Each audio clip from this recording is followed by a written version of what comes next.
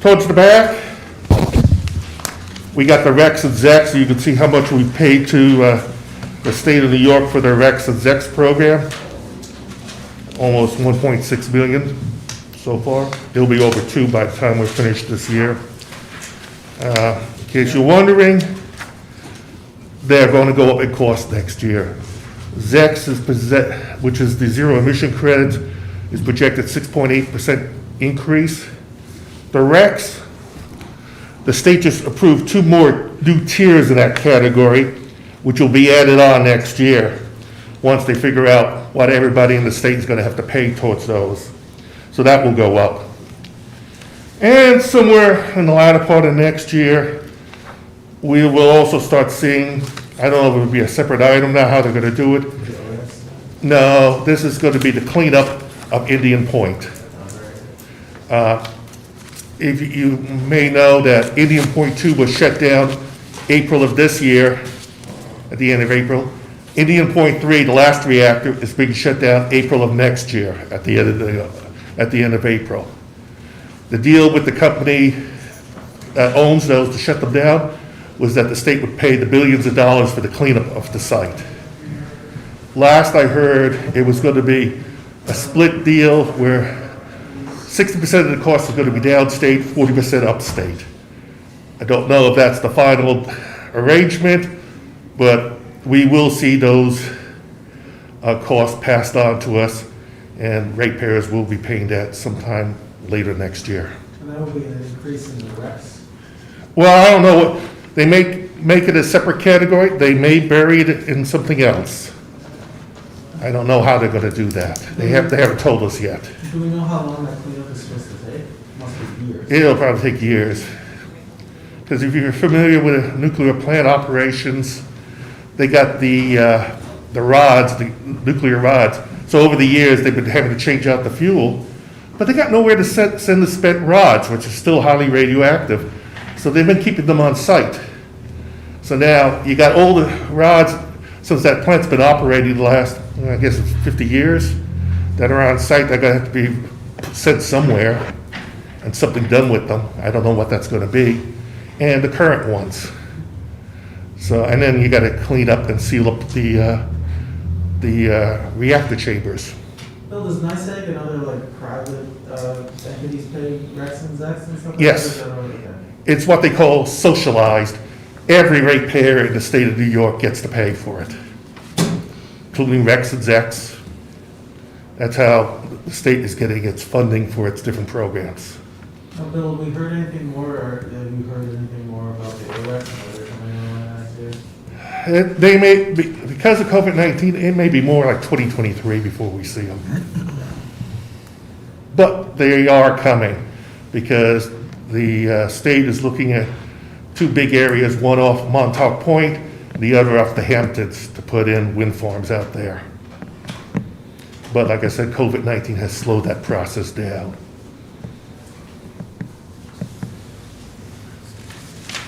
So that's basically the financial.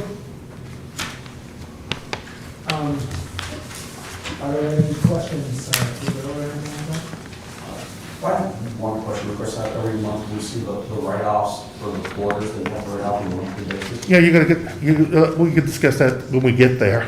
Okay, It's on the agenda. all right. All right, so Bill, how many of our ratepayers are on the industrial plan, the 1.9 cents per kilowatt hour or whatever? There's 7, 7? yes. Who are they? It's Moldrite, GP, SUNY, CVPH, who am I forgetting? Pactiv, and then the 2 Bitcoin operations. that's because they're industrial water use. That's because of the amount of power they use. They have to use 9,500,000 kilowatts hours a year. And then they get that rate. Now, have you seen an increase in Bitcoin operations in the city lately? Because I was looking at Bitcoin the other day. I'd rather discuss that in private. Okay, before we see Yeah, I can. We'll go do it exactly, I can explain that. Okay, perfect. So we'll move on right now unless anyone else has any other questions on the financial report. So resolved that the financial report as read is hereby ordered, received and placed on file among the public records in the MLD office. Is there a motion? I'll make that motion. Director Kelly, is there a second? Director Moore, second. We already had some discussion of the one second. Anyone wants, now's the time. Hearing none, we'll move to a roll call. Director Kelly. Yes. Director Brody. Director McConnell votes yes. Director Moore. Yes. And Director Reed. Yes. That item is adopted. Number 3, departmental reports presented by MLD Manager William Tracy. At the same time, I got the work in progress completed. You pretty much can read that. It's pretty straightforward what that is. There's nothing strange in there. The next page over is the IEP projects. They've basically been all completed with the exception of the Plattsburgh repay program goes out till the end of the year. And the City Hall windows, I'm not sure where that is at. That's a great question. I'm just curious about that. I'm not, all I'm providing is the funding on, part of the funding on that.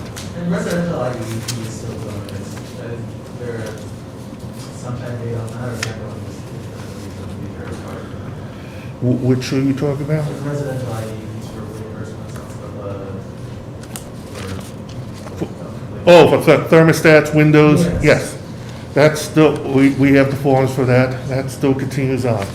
Now, it's changed because the IEP program follows the NYSERDA program, and NYSERDA has made a number of changes. So some things have been added, some things have been removed. Water heaters used to be on there because you could buy a non-energy saving one and an energy saving one. However, the state's changed its laws that you can only buy energy savings, the energy saving one. You can't get the other one anymore. And that was the reason you would get the rebate, so you could buy the more expensive one. Well, NYSERDA has done away with it, and we've done away with it because there is no choice anymore. There's only one type that you can buy.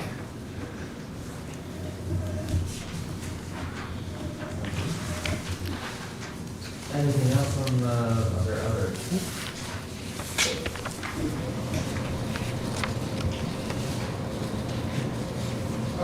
Hearing nothing more, we'll move on to item number 4, bid awards. Item 4A, resolved, in accordance with the request therefore, the MLD Board approves MLD to award PMLD bid number 2020-8-1 brush picker to Taylor Rental, Plattsburgh, New York, in the amount of $86,330.00. Is there a motion? Director Brody, is there a second on that motion? No second. Director Moore, any discussion on this item? So Bill, I know you talked about this last time and it's been brought up, but obviously you need the brush picker. Yeah, the one we got 13 years ago is basically falling apart, literally. The last thing that we had to replace on it was the axle. It broke crossing the railroad tracks. So, and it took nearly 2 months to get another axle for it because that model's no longer made by the company anymore. And so consequently, parts and stuff like that are difficult because they have to be machine made. It's time to retire it. Is there any other questions or discussions on this item? Plus, it gets used day in and day out. Yeah, I can imagine. Hearing no further discussion, we'll move to roll call. Director Kelly. Yes. Director Brody. Yes. Director McConnell votes yes. Director Moore. Yes. Director Reed. Yes. That item is adopted. Item number 5, bid request. 5A, resolved. In accordance with the request therefore, the MLD Board approves MLD to advertise bids to the New York State contract using a mini bids procedure for 2 Ford Ranger pickups to replace one that is 20 years old with transmission/engine failure, and the second one that is 19 years old and has a severe chassis/body rusting issue. 5B, resolved. In accordance with the request therefore, the MLD Board approves MLD to advertise for bids with the New York State contract using the mini bid procedure for a small dump truck to replace one that is 20 years old and the chassis has failed. Is there a motion? All right, Councilor Norton, Councilor Brody, second. Any discussion on these items?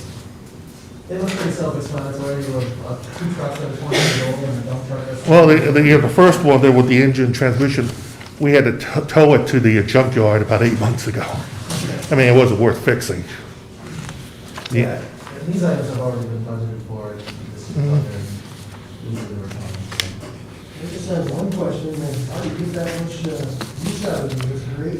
We try to take care of them as long as we can, but typically what becomes the problem is rust.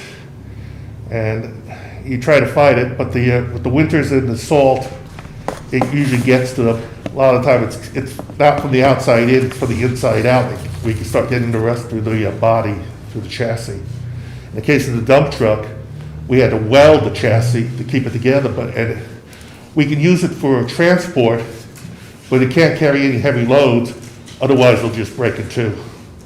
So more than likely, it will not pass inspection come next May. I'm just amazed that you got that much use out of these, that's great. Well, we take good care of them, and the guys take care of them, and we try to keep them clean and everything. But like I said, if we were in the desert, we probably have 20 or 30 years out though.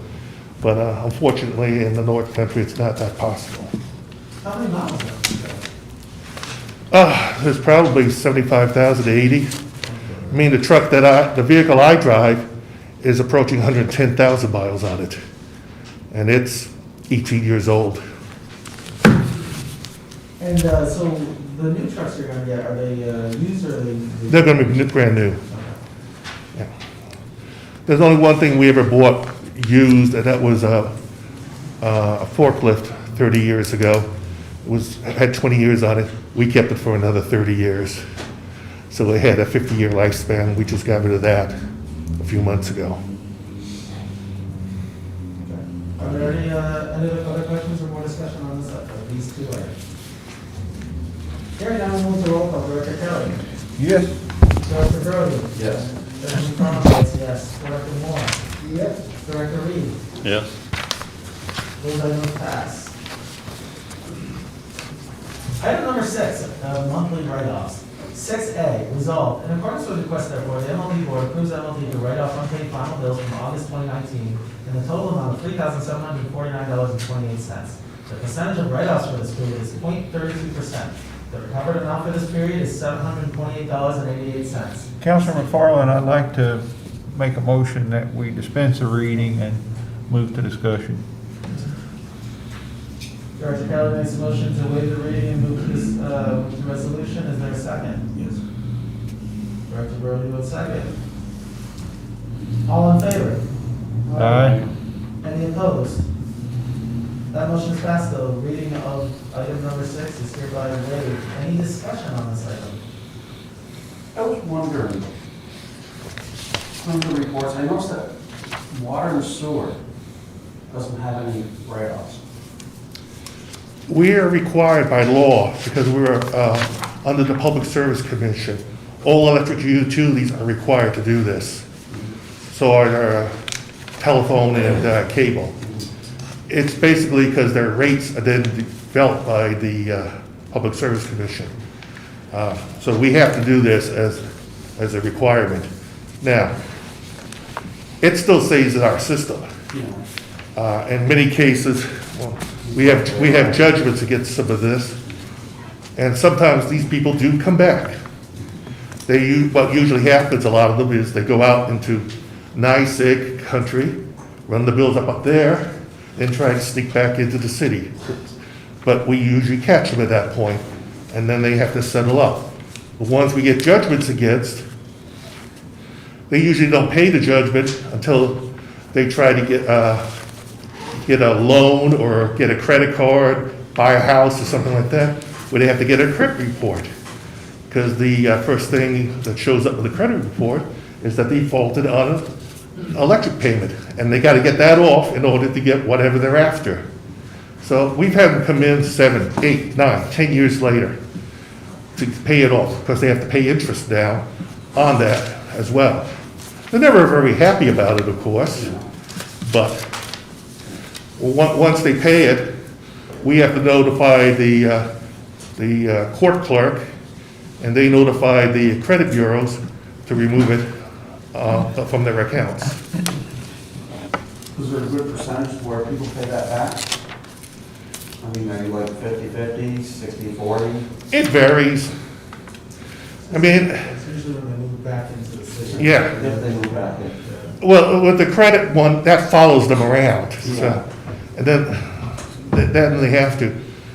The problem is getting judgments against them. They have to be in Clinton County in order to do it. And if they move out of the county to like Florida or California, we can't pursue that. And doesn't water and sewer on the electrical bill, water and sewer bill, they attach it to the property owner? Yes, they can. We cannot do that legally. You can't? No, we're blocked by the Public Service Commission. I got a book about this thick with the rules, how this is all done. And there is no judgment to be allowed whatsoever. It's all determined by the state, how it's done. And that's been brought up before in meetings with the Public Service Commission, and they flat out say no. Now, water and sewer is not subject to the Public Service Commission, so this, it's a city municipal, so the city council can decide what they want to do. And in that case, they can put it on the tax roll. In that case, it can be levied against the property. Yes. Yeah, but electricity. I wish I could do that, but I'm not permitted to. Sure. Well, is there any further discussion on item number 6? Hearing none, we'll move on to roll call. Director Kelly. Yes. Director Brody. Yes. Director McFarland votes yes. Director Moore. Yes. Director Reed. Yes. My motion's going to pass. And now we're to item number 7, any old business to discuss with measure taken.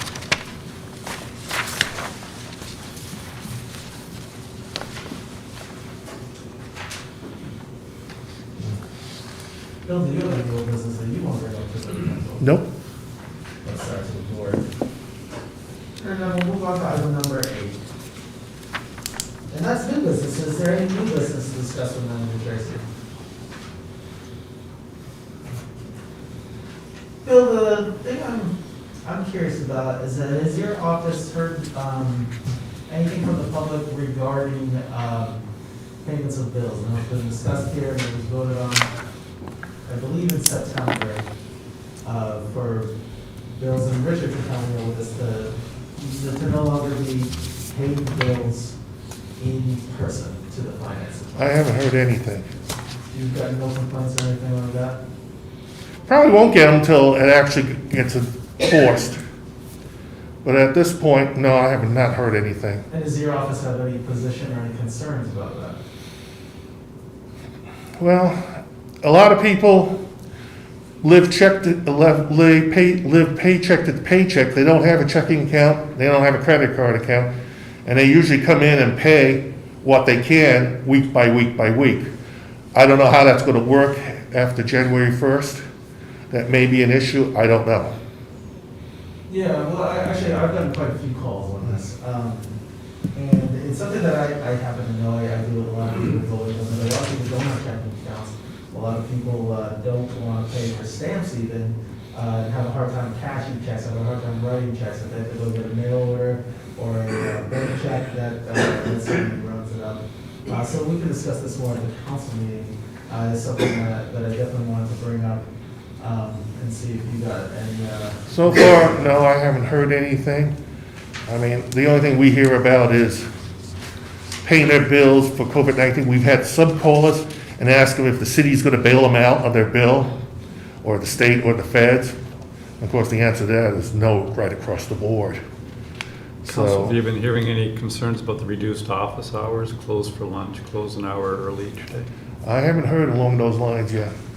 And heard any complaints about only one person allowed in front of the windows at a time instead of the usual 3? I'm not aware of any complaints on that. Well, that reminds me of something I probably should have brought up in old business. I believe we met on July 30th. At that point, the governor's halt on cutting off people's electricity was scheduled to end on August 6th, but it was going to be 6 months from then, unless it was extended. Was that extended? It was extended to September, And then 1 minute before midnight on September, he extended it to October. And I think it was the 4th of October, it was supposed to expire. 1 minute before midnight, he extended it again to November. However, the grace period on the other end is continuously shrinking because the Assembly and the House put a fixed date in there of the end of March. So unless they go back and change that, their grace period is shrinking down. The idea of the grace period was for residential customers only, that if they had not been paying their bills because for one reason or another, he was giving them a time frame to get their bills squared away and up before all the protections are removed and we're back to the way things were prior to COVID-19, where people could be shut off, they could be hit with late fees, so forth and so on. So it's supposed to expire again next week, the 4th of November. We have no idea what the governor is going to do, if he's going to extend it into December. Now, the interesting thing is evictions. He did extend that I think it was last month or so, out into January. So I don't know if he's going to continue extending the electrical one, water one as well. So it sounds like it's being extended, the effective date is still that March date. Unless, it would require because it was voted in as a law by the Assembly and the Senate, he's going to have them reconvene in order to change that. I mean, they were convinced he was going to stop the order on the, I think it was the 7th of September, but instead he's been extending it ever since. So we'll have to see what happens there. And in the meantime, we're still setting up, I think, dunning letters. Yes, we still could do that. We're still calling them to encourage them to make payment plans and so forth and actually pay their bills. But we do have customers that shut-offs is the only way that will sway them to pay. Right now, they're getting a reprieve from that. So it might be interesting to see next year if the write-offs go up a bit. They may. It's hard to say. Now, we do have a lot of customers who, if their bill don't show up exactly when they think it should, they're calling us looking for their bill because they do not want to get behind. And I would say we have more customers in that category than the other category of not wanting to pay. Plus, HEAP was extended out to 30 August, and a lot of customers did take advantage of that. HEAP was shut down at the end of August. It's going to start again next week. And people are still, who were eligible the last time, unless they got their jobs back, they're probably eligible to apply this time, but they would have to go to social services to find out. But in the meantime, it doesn't look like anyone will be having a power shut off before March. No. Okay. Any other new business to discuss? Now it's time for item number 9, persons to address the board. Would anyone like to address the MLB board or ask any? I'm going to address Mr. Tracy as well. Now's your chance.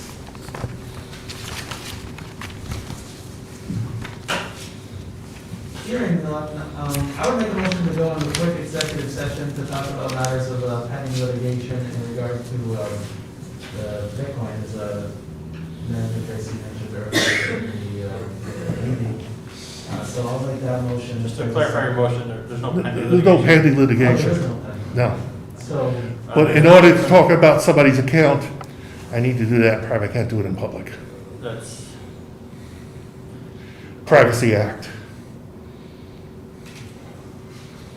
double check the meetings law based on that basis. I was gonna say another basis could be potential litigation, which I'm not sure exactly what you were gonna talk about, but potential litigation could be arguable basis based on some letters that have been exchanged. yeah, I'm not familiar with letters, but, It'll only take about 5 minutes. so I would make a motion to go into executive session to discuss things pursuant to the account privacy and perhaps anticipated litigation. Is there a second on that motion? Councilor Brody, second. All right, we'll go to roll call. Director Kelly. Yeah. Director Brody. Director Crum votes yes. Director Moore. Yeah. Dr. Reed? Yes. Motion passes, we'll go into. Who was the executive session. Who was the initial? That was me, Okay, and Dory was the second. okay. And so we're going into executive session, it is 4:45.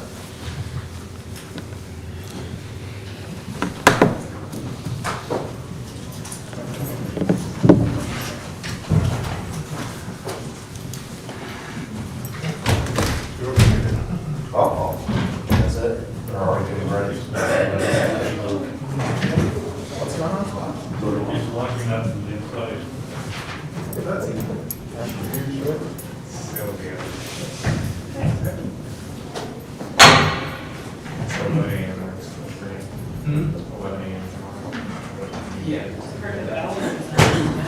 Yeah, I know. Rebreathing. How's everything going? Oh, okay. This is awesome. Are you down in the house? Yeah, from after. It's really nice. Did you have to work while you're? Not inside, I haven't done anything. And outside, I probably should, but I just kind of feel exhausted. I've moving like twice in 2 years. I can't, I mean, like, literally, like, I know.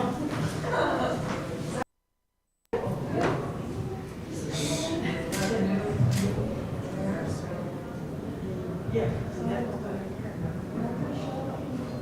You what?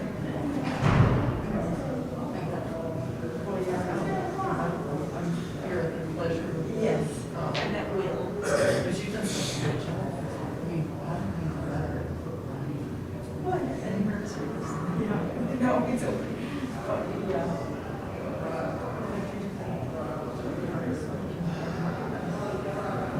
And that's fine. I was accused yesterday. Dressing like communist. I said, are you having? Yeah. You're not About checking. their stuff. Oh, okay. Yeah. Yesterday was interesting. Yeah. Yeah. So one day I took her outside. I don't see where they're parents. Oh. Then I saw her. Eating sandwich. Oh, yeah. Just like, I don't have it today. There's a bridge. We have a few of those. Board again. Yeah, That's so ours. from the park will come here. Kick out. Staff is losing. oh, okay. People, we just, they like, when they're just not used to it. They were used to putting it to the festival. So. Oh, right, to pick up. Reese's Mounds or And so, My grandson, interested? no one. and then I'm struggling to try to figure out what to do with my mask. I thought I brought enough. No, I'm fine. There's 6 of us, there's 7 of us. One for you. I heard your kid Levi up there. Oh, that's nice of you, thank you. Hey, it's all right. I told my employee to stop, brought a big bucket, and she was standing. I know. We have so much food spread around downstairs that the mice are moving. And the girls are all complaining that the mice are, well, what do you expect? Yeah. That's what I said. Gail said that she found, popcorn and peanuts and bits of pretzels in her main drawer. And how you get ants? The mouse was making a nest in there. Make this So all?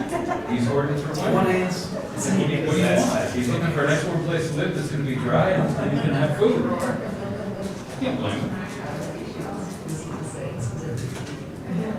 My grandson loved it, so we picked up. He's so, he really wanted to go to the library, and so I then I had a name. And, is it Ben? Yeah, whatever Ben. Oh, and new bags that dumping shopping. They got the little mask cake, and all it. I know. Should be straight It does a down good to job. the Yeah, it's been vacation. really successful. Yeah. That's Or I was at home, and once they were in the house swimming, so he was giving me his list, I was like, myself, and he God, that's what it is. He's like, Jonah, just with me, and then this, it's something like, or whatever he said, I can't remember.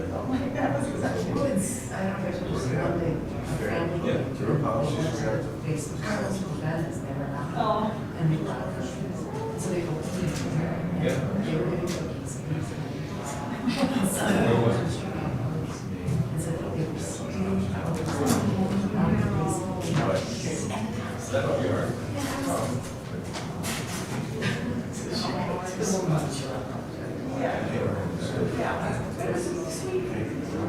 And it was fun for the kids to watch me about it.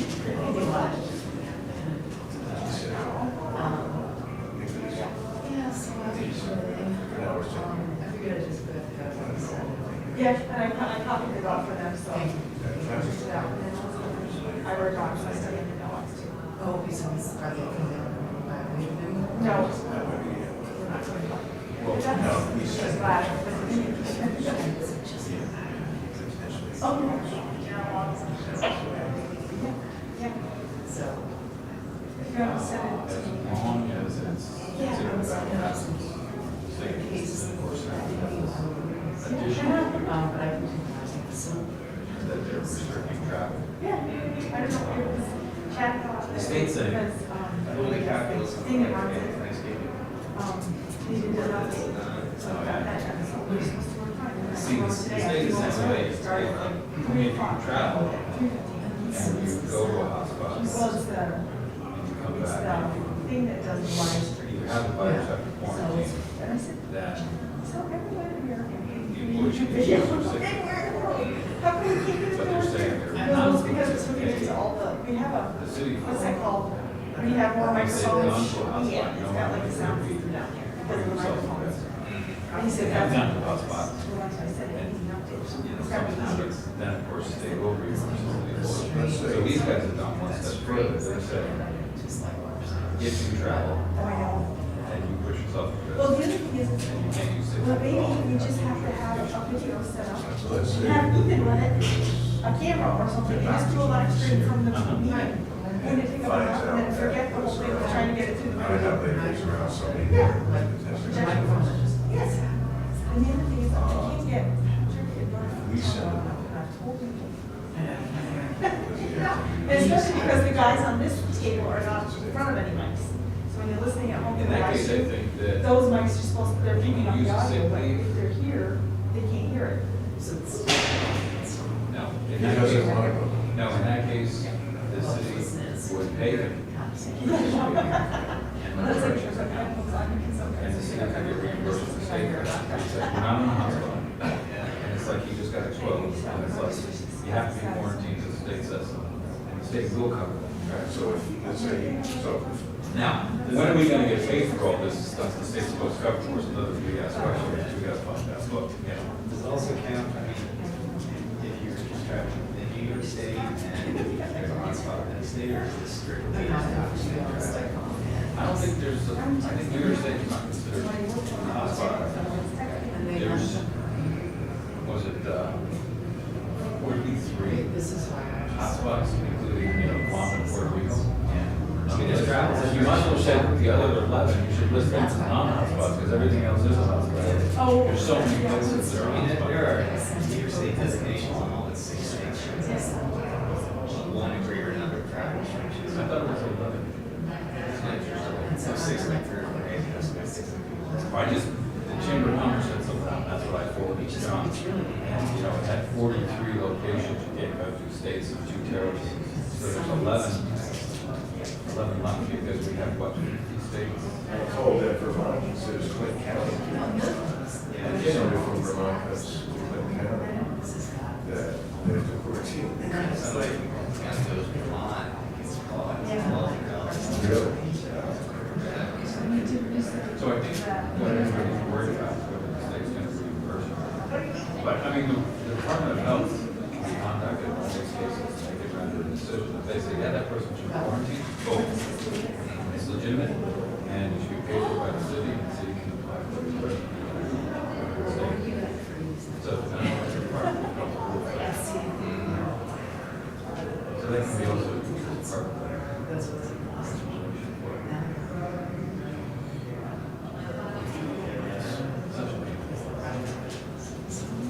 Oh, because they like eating raw fat meat.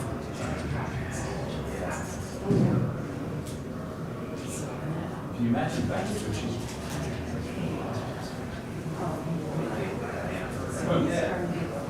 So you see that, right? I was expecting something to be turmoil. So we have to scream. Oh, no. It came on. Did it have that? Yeah, the last one stayed. So.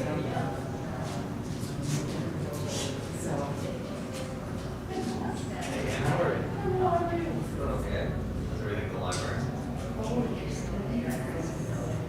Yeah. Now you open it all, I mean, for people, they didn't just come. Oh, they can't walk, stay there. No. And they want me. So those guys can look at that next week. I was just thinking I'm gonna step like your. You know, if the mayor says no, we should just stay with the committee members of the committee. Hold them off till next week. There's no rush. They're POs, they're not like ability there, so I'd say just hold them off until they get approved. For some reason, when they see Julie stuff in the book, but I don't know. Do they get them in the same packet like the others? They get them electronically, yeah. Same way. Same way. POs? Yes, everything. Everything is sent to by email so they can win their approval. But if they don't till next week, there's no big deal. It's fine. Yeah, I was just thinking I could ask that.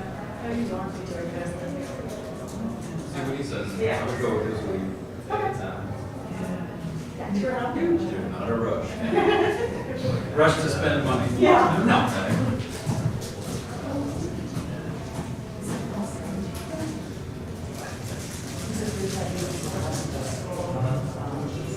Sure you don't want to announce?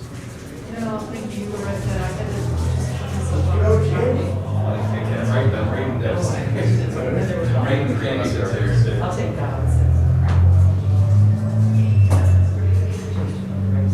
I kick you on to help. Sort of $20 that are. Yeah. They do have a nice selection. Adding pepper to your soup does not prevent from curing. What's that? Adding pepper to your soup does not prevent from curing.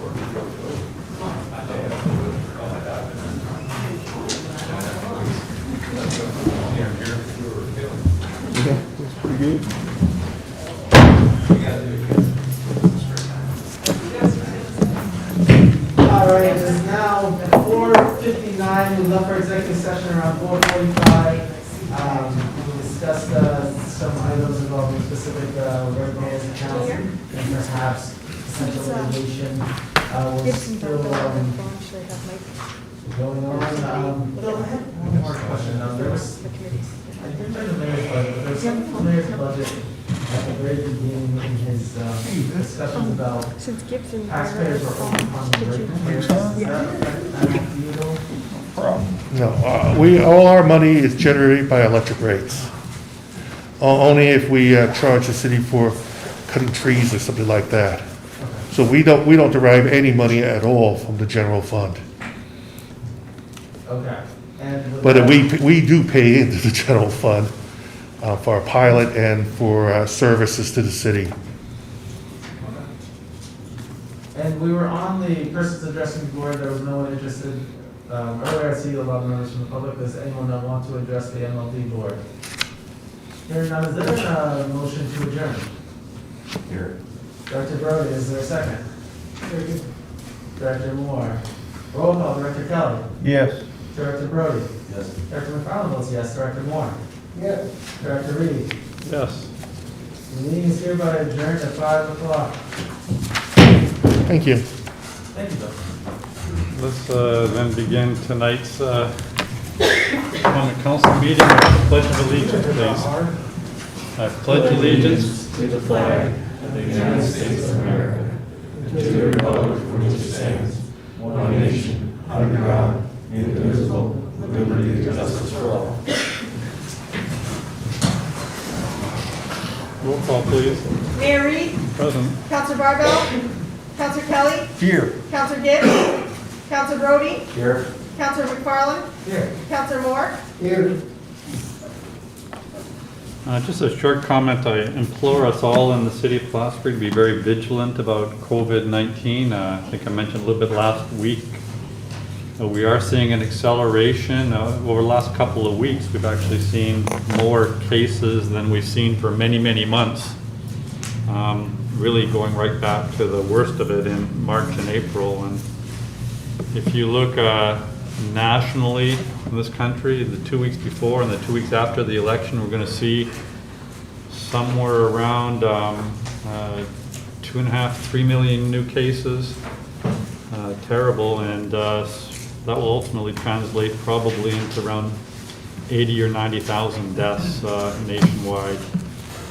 We dodged that bullet back in March 16th and April 2nd when we had, first of all, our social distancing mandate and then our mask wearing. And I know this is getting long and laborious for us all, but please, let's keep up the great work we're doing and see what we can do to keep this abated for as long as we possibly can. All the scientists, and I personally am one who believes in scientific analysis, all the scientists say that this could really start peaking over the next few months and especially by February and exceed numbers that we've seen in the past. So let's hope, like just as we didn't have to share the experience of the rest of New York State back in March and April because of our diligence and our resilience here, let's hope we can continue to do that over the next few months and get through this winter season with all your help. Thank you all for wearing a mask, and thank you all for respecting social distancing. Please continue. Resolved that the minutes of the regular meeting of the Common Council held on October 22nd, 2020 are approved and placed on file among the public records of the city clerk's office. Moved by Councilor Kelly and seconded by Councilor Brody. Discussion? All in favor? Aye. Opposed? Passed. Resolved that the payrolls of the various departments of the city of Plattsburgh for the weekend ending October 28th, 2020 in the amount of $62,497.99 are authorized and allowed, and the mayor and the city clerk are hereby empowered and directed to sign warrants drawn on the city chamberlain for the payment thereof. Moved by Councilor Moore and seconded by Councilor Kelly. Discussion? All in favor? Aye. Opposed? Passed. You have your routine reports in your various packets. Are there any additional reports? Can anybody speak for government strategy and city operations? Councilor Brody? I think seeing none. City infrastructure, Councilor Moore. No, begun cleaning up the leaves. I see the bags are piling up everywhere, and we will get to them as soon as we are able. So, and it's great that everybody's cleaning up their yards. Hopefully, we make less weeds floating around here and there, ending up in the drain system. So, that continues. I didn't have anything else at this time. Thank you. Finance and budget, Councilor Kelly. Our annual round of public budget hearings continues tonight with the MLD and the Plattsburgh Public Library. So hopefully we can get to those very soon. Appreciate you waiting for the opportune time to do that. Public safety, Councilor Gibbs. I don't think any members of that committee are here to speak tonight. Plattsburgh Public Library, Councilor McFarland. Yeah, I have no real comments, unless I knew the library was still doing curbside pickups. They're doing about a third of the amount of borrows as they were when they were open last year. We are having our budget meeting after here, and the library director's here, so we look forward to that.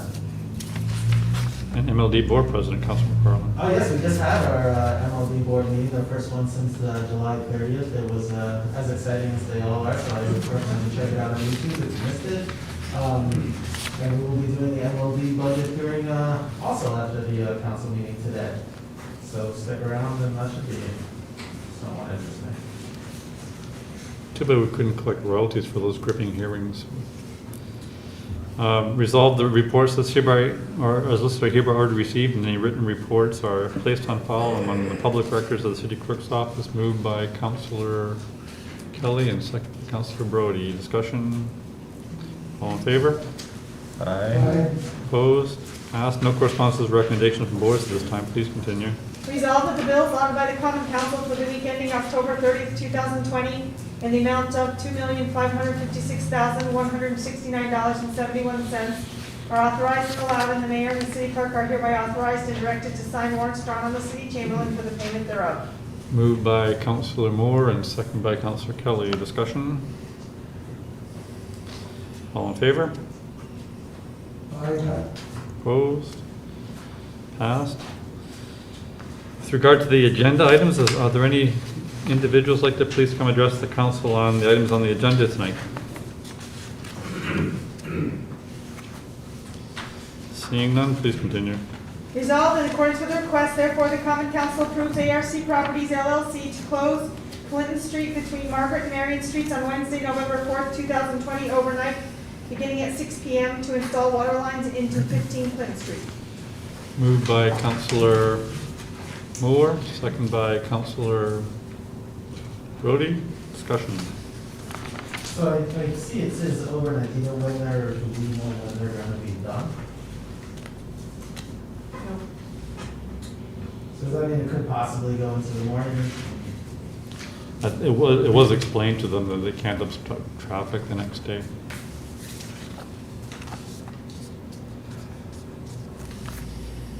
Any further questions?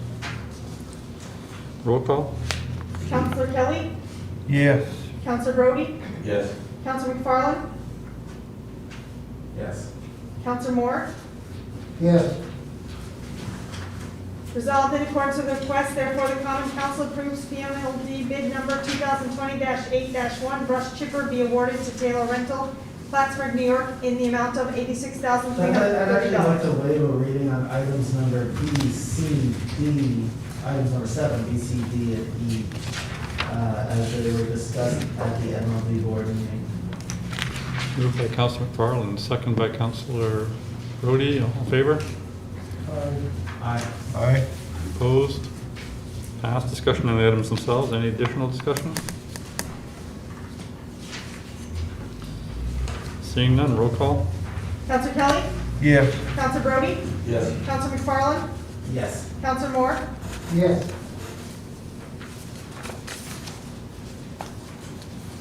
Whereas the general fund budget of the city of Plattsburgh is funded in large part by taxpayer contributions, whereas the city of Plattsburgh understands and appreciates that most services would not occur or would be severely reduced without taxpayer contributions, whereas the city of Plattsburgh understands and appreciates that the greatest contribution that we can make to all of our citizens, taxpayers included, is quality service at low operating cost, whereas the Plattsburgh City Council endeavors to pass budgets each year by mid-November and lay the groundwork for the next year's spending, whereas the Plattsburgh City Council wishes to thank the taxpayers for funding the following improvements in the upcoming years.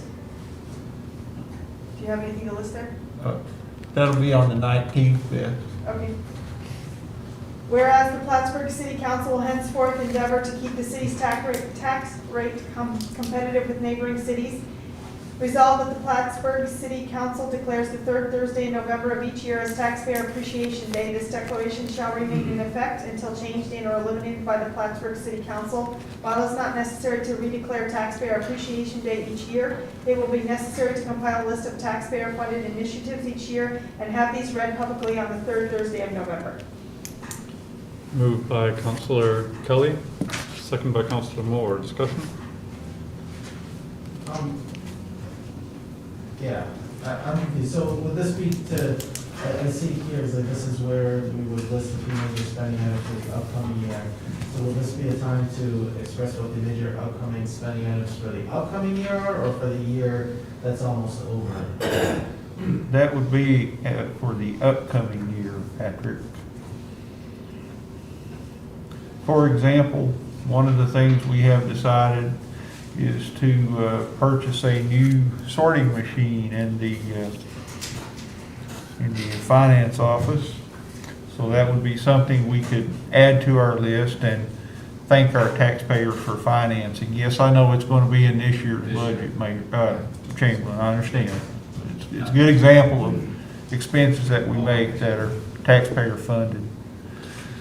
I don't think you anticipate just spending items, but rather those things that you've determined can create greater value on behalf of the of the citizens and Well, yes, residents. that is a good point, Mayor. We could add things that would reduce expenses as well.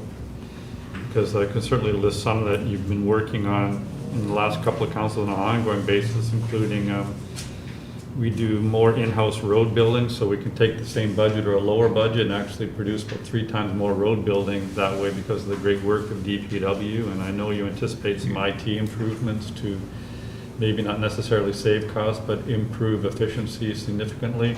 Yeah. Which will translate into saved costs eventually. And then I think you've also anticipated discussing such ideas with the ratepayers in mind of one-stop shopping so they can more easily do their transactions with the city, et cetera. Yeah. So there are a lot of things that we'll be able to add to that list. And so I think this is where you're seeking to list innovations, not merely iterating all the various things that we typically do, but things that we Yeah. do new that we hadn't necessarily done before. That is correct, and by the third Thursday of this year, we will have had all of our budget hearings, so we will know what each individual department is contributing to either greater efficiency, lower costs, or both. And we can include those in our list of things to thank our taxpayers for. So we should have a pretty good list by the third Thursday of next month. Cool. Any further discussion? Roll call? Counselor Kelly, Yes. Counselor Barone, Yes. Counselor McFarland, I don't, yes. yes or no? Yes. Sure. Counselor Moore, Yes, No travel requested this time. Are there any resolutions for initial consideration? Any new business and council reports? Yes, I wanted to continue a conversation from the MLD board meeting regarding the closure of the finance department for in-person payments. I have gotten some calls from constituents that I'd like to bring up to the council. And certainly, as we discussed at the MLD board meeting, as Manager Tracy pointed out, there are a lot of people in the city that don't have cards. There are a lot of people in the city that don't have checking accounts, that don't have bank accounts, and a lot of them do require, or whether they're required or not, they do make a habit of coming in and paying in person every month on regular. I've gotten complaints that if we don't have a window open, that I require them to go get a money order and then mail it out to Hicksville. Certainly, it's not an impossible task, but it's these little things, these little inconveniences that add up for taxpayers that could lead to a lot of, trying to think of the right word. Unappreciative. Yeah, disgruntled is the word I was thinking of too. I mean, certainly I go in and pay in person. It's just something I've always done. Certainly I don't need to. But there are a lot of people that don't want to pay the fees for credit cards. There's a lot of people that don't have credit cards. So I do think it's important that we take these people into consideration. And certainly they're some of the most vulnerable in our community. And with that in mind, I don't know, perhaps it wouldn't be too much of an inconvenience, or I don't know what the savings are. I wasn't involved in the discussions that led to this idea, so I'm not entirely sure, but perhaps we could have the desk open once a week or once a month or something like that. Has there been discussions of that nature, Richard, or would that be problematic? No, but we can't close it all together because we collect parking Property taxes. tickets. No, we collect parking tickets. Parking tickets? We collect CD payments. We collect other ancillary payments, like we're getting a lot of hometown hero payments currently. We also collect property taxes. So I can't see us closing the doors completely. We can just tell people you can't drop your utility payments here. And certainly my budget never anticipated closing the doors. As a matter of fact, we often call this one-stop shopping. You have to have a stop to go one-stop shopping. You can't have one-stop shopping and then close the shop, right? So it was never anticipated. I've never said closing windows. It might be the case that if we can get more people to pay online, et cetera, we need fewer windows open. But no, I've never anticipated closing windows. Well, so let me know, what's the plan? Because I was on vacation when I think this resolution was passed, so I wasn't involved in discussion. But it's my understanding that there's a box in Brooksville, and we're closing the drop box and closing in-person, or the counter for people to come in and pay their electric bills, garbage bills, water bills, and draw one bill. Utility bills. Sorry, what? The utility bills. The utility bills in person. Right. Yeah, the point that was made was that we were supposed to mimic what New York State Electric and Gas has done. They closed their local payment window, and they've told everybody to pay their bill in Boston, Massachusetts, in the lockbox. That's what I was told we were doing. There's no possible way that we'll have one-stop shopping, clerical tasks done before January 1st anyway. That wasn't part of closing the doors. Closing the doors was all about being just like my side. Yeah, that was to save money, correct? In the long run, presumably it would save money. Well, when you have more lockbox payments, you're gonna have a processing cost there. I think the net difference was gonna be about $17,000 a year less if we lay off a clerk, which I don't believe we can do. I've never advocated for laying off a clerk in our office until we see what's gonna transpire from the changes. We just can't do it January 1st and say, everything's gonna change. No, if I We can't do that. So if we did, there'd be a $17,000 cost pickup by having a clerk laid off. You know, the cost of $49,000 all in, versus $32,000 more in lockbox costs. And the general fund would benefit by about $2,500 of that. So, after COVID, once everybody returned full-time, the office began being closed for an hour lunch, and No. doesn't The that what the office sign was says closed on your for an door? hour, because we had 2 people on furlough. But that sign is still up, and That's there's right. no longer people on furlough. That's right, and also we can't spend any time on overtime.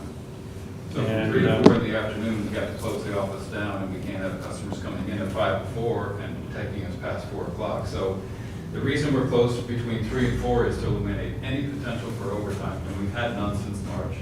And closing down midday was because we didn't have the cover for lunch when we had to open on June 15th. Now, we could open that back up again at any point, but I'm not sure where all this is going. Well, I guess there's some false information. Certainly in my budget, it was never stated that we're closing the window. Well, I don't think this was a budget item, this was a resolution, right? Somewhere in September Yeah. 7th or September 9th? maybe? Yeah, it was. So what? And in the mayor's budget, actually, there's one less clerk in my office in the numbers he's budgeted. And I've already submitted to you guys that we can't possibly do that, entertain that without knowing what's gonna happen with the changes being made. Well, I remember you saying that, perhaps a couple of years down the road, one retires through attrition, we may not have to hire a new one if most of the processing is being done to maybe 17,000. But the resolution that was sent out, the purpose of that was to mimic, like I said, exactly what New York State Electric and Gas did locally. They closed their local payment window and said all their payments have to go to the line. I remember you saying there's some efficiencies there, right, because processing's quicker when there's no back and forth talking. I know when I go and pay my bill, I talk about bill rates or that. Well, the efficiency is that if the the utility payer sends in their payment coupon, and if their payment agrees with the coupon, these items are scanned and are uploaded into an electronic file that we can post in minutes. But if their payment doesn't agree to their coupon, or the coupon isn't there, and a lot of people do online banking, where the bank sends in a payment, but there's no payment coupon, that takes us just as long to adjust that file that we get from them as it does to apply a normal payment, except that we don't have to open up the envelope or make the deposit in the bank. So that saves about a minute per transaction. Average transaction time is about 4 minutes, open the envelope to putting the check in the bank per item. So we're gonna still have 3 minutes worth of work that we have to do to apply each payment properly in the file that we get from the lockbox so we can electronically upload it and post it. You know what I would like to hear in this conversation, if possible, is Councilor McFarland. This resolution passed, I believe, with council majority. I'd like to hear you support it, since it was your council that passed it. And Chamberlain, I'd like to hear you say here's what we're gonna do to make that happen, council, since you passed this resolution. We're gonna make it happen. So far, all I've heard is chipping away at the resolution and talking about why we can't do it, what's problematic with it. What I would rather hear is how we're gonna do it. And that's what I'd like the future discussion of this to be. Well, my point was, I've gotten complaints, I'm wondering, obviously it passed the resolution, so it's happening, is might we be able to have the desk open one day a week, one day a month? I'm not sure of the. Phase it in rather than all at once. Phase it in maybe, but like, there's certain people that might become convenient for it. I think it's absolutely necessary, and I believe it can be done personally. I pay a lot of bills, and there aren't any of them that I get to walk into an office and pay them. I mail my mortgage to someplace in Texas. I pay online all my credit cards. The world's changing. I don't know, you can like it or you can dislike it, but you can't disagree that the world is changing. And we just have to be a part of that change. We have to accept that. And I don't see any reason not to. Well, I guess my point there is that I don't think I personally will have a problem with that. I pay most of my bills online. I could go to AutoPay and have my credit card do it, and the charging me, whatever it is, of 1% won't be a hassle. But I do interact with a lot of people that take a cart bus into the city and have to stay here for 4 hours to go to a meeting for 30 minutes because that's the only way they can come in. And I've just heard complaints. And a constituent reached out to me about this, and more than one, in fact. And so there are people that don't live a life like I do, and I'm certainly cognizant of that. And they don't have credit cards, they don't have checking accounts. I had a client the other day that got a check from the county for thousands of dollars, and took him months to cash it because he didn't have a checking account, didn't have an ID. These are things that don't really come up in my mind because I would have not had the same problem as that person. But it's something that I keep in mind, and I have gotten calls about that, so I wanted to bring it to the council's attention. And perhaps there's some sort of middle ground. I think one of the times this discussion came up, one of our local banks offered to open free checking accounts for anyone. And, that seems like a pretty good option to me. Someone could take advantage of that. And remember, if you pay online, there isn't a 1% fee. It's absolutely, completely free if you have automatic withdrawal set up. So you don't even have to worry about your bill. It comes out of your checking account automatically on the day it's due with absolutely no fees at all. But anyways, I've never anticipated my budget to close the window and to deny people access. So if we keep having these discussions about how we're closing windows when we're not closing windows, we're just kind of Groundhog Day, aren't we? I don't think windows can be closed. I'd rather have the range of services being provided more transparently for our ratepayers and allow them multiple ways to do transactions with the city rather than a single way. So to clarify then, people can still after January 1st, if they wish to, go to the window and pay. Well, are you We asking? sent out a notice on October 2nd. That's So what- the October those are 1st the meeting, calls. we hurried up and I literally called Bill and said, stop the presses. We have to print on the back of his notice about the cost and an address you're moving into. We put on the back of that the resolution that said that the window won't be accepting, and the Dropbox won't be accepting any utility payments that have to go to Hicksville. So we've already mailed it out to the customers. It's in process right now. Yeah, well, that's what led the constituents reaching out to me. But my understanding is, so there will be, the window will be open, but won't be taking utility payments, it will just be taking parking tickets. That's the only way I can see to do it, especially since property taxes start in February and run through July. That window has to be open for those because that's $11.5 million. Well, next year's supposed to be $9.9 million in property tax collections, and we have to be open for that because that's a large source of revenue that we've got to collect. And limiting how we collect that is going to be a problem for getting that money in the bank on a timely basis. But we can say to people, you can't pay your utility bill. You have can't pay it here, you're gonna have to mail it to Hicksville. And we can close the drop box on Trinity Square, you know, from now until February 15th, or from January 1st to February 15th, and say no utility payments in there. Is the Dropbox currently closed? No, so, It's open until January 1st. right. Yeah, there's a slide we can put over the slot to close it down, but we're gonna have to open that back up for property taxes. So, and like I said, we have other ancillary payments that people come in and have to pay. I mean, we have payment arrangements for property tax agreements, for collecting over a 24-month period. People have to come in and pay those too. They have to come in and work with us on setting up payments and getting new payment arrangements when they have more delinquent taxes. So there's a lot of reasons why we can't just lock the door and close it. Well, But we that's- certainly can open it up again for that lunch hour because all of our people are back off furlough. Again, it's not in my budget to close the window, so if we keep saying we're closing the window, we're reinforcing to the public something that actually is not in my budget. But wasn't there a resolution in September about? Yes. We sent that out in the back. But also in your budget, it does take a person away from our office that I don't believe we can sacrifice, not at this point. I think it's one of 6 people that are still on the list to be laid off. 3 dispatchers, the clerk at my office, the downtown parking enforcement officer, and the CD director's position. Those 6 are still on the list to be laid off.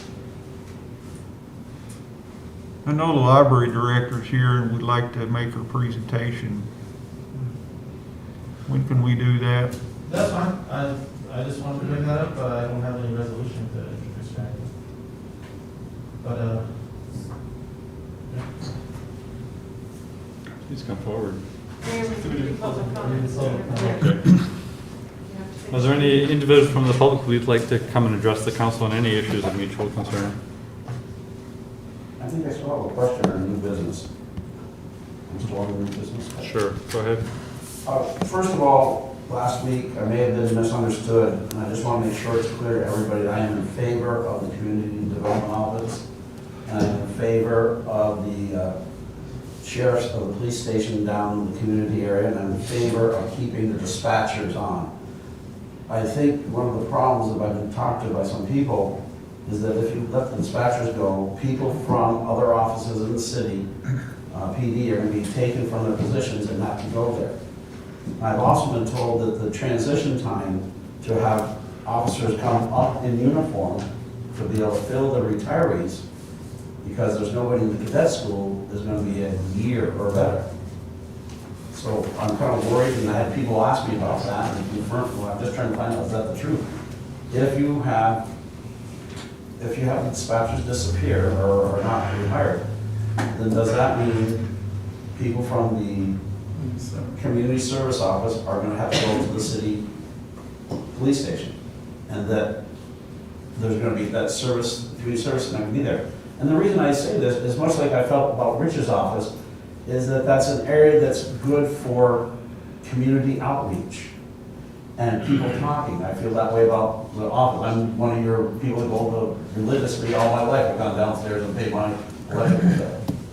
And people also are using the city community service area as an outreach area. And it's kind of like going back to old school where you have the cop on the beat, you know, where everybody knows them and everybody feels they have it. Also, I'm sorry to say this, but it's where I realized that I made a mistake, is that SROs are also that cop on the beat, and Patrick has a negative view of it, but at the same time, that SRO is also the person that the police and the children actually establish a relationship with when cultivated actually. And I want to say that I feel that it was a mistake to vote against SROs, even though Patrick makes a very compelling case for it along with Elizabeth.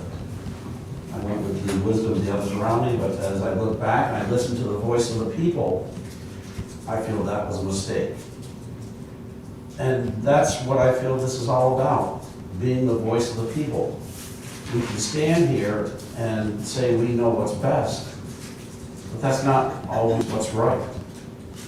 And to be service to the people, and to be a voice for the people, and to be an advocate for the people, is where it's at. And I just want to make myself clear of the things that I feel are important and that I want to stand with. And the things that I'm against is the loss of the Community Development Office. I really believe that is a valuable asset to the city of Plattsburgh. And that if anything, I felt that it should be enlarged and more people be involved in it so it has more outreach programming to the city. And that everybody from the city can truly benefit from it with the right staff and number of people helping it to grow and be a reach out program again. And that's what I see, and that's one thing that I find so wrong with the idea of even simple step is paying the utility bills out of the area. It's one more thing that isolates the city from the people. Rather than the city, like I have no feelings at all towards my city. People should love where they live. People should love the community that they're serving. People should love the environment. The quality of life is important. The police department provide a safe environment for everybody to live in. I've lived in the city my entire life. I'm not afraid to walk any street in the city of Plattsburgh at any time. And that's because we have a good police force. That's because it's manned well, it's staffed, and it is safe. I mean, I've learned a lot about the city that said, wow, I didn't know that was going on, but I thank God that when the chief gave his report, there's people there that keep it safe. And my hat's off to them. The fire department, the same way. Knowing that you call and they're there. You don't have to wait for the response time. The municipalities providing power. I watched the guys the other day when the transformer blew and they, sounded like a bomb going off. I was like, God, that poor guy's gonna go work on it. But they were there. And that's the whole point. Going to Rich's office, going to pay your bill, they're there. And every step we seem to be taking is taking the people farther away from its people that serve it. And you want to stay in conjunction with your community, not isolate it. You want to be sensitive to their needs, and you want to have mechanisms where people can talk, whether it's talking to the clerk at municipal lighting, going to the community service office, or knowing the police officer that walks the beat you're in. It's all part of a family. And I feel that what's happening in the city is taking that family aspect out. And I think that's wrong. I think we need to be one, and we need to work together and stand together and have common goals. And I see everything we're doing wrong, and I applaud the mayor and everybody for your new ideas and consolidating the one stop. But that's the wrong. We should be planning for an exodus from one administration as the torch is passed to the next. And to make these changes before the new administration comes in could be a recipe for disaster. I watched here the engineer from Joe from downstairs said, I don't know where they're gonna go. I don't have space in my office. Building inspector, thank you. And everybody's like, I don't know how this is gonna happen. Well, we could maybe close our lunch hours and have our lunch hours and we're not having overhead. But it's tearing the fabric of what makes a city apart. And everybody should be coming together. And I just think it's wrong to make changes before a new administration.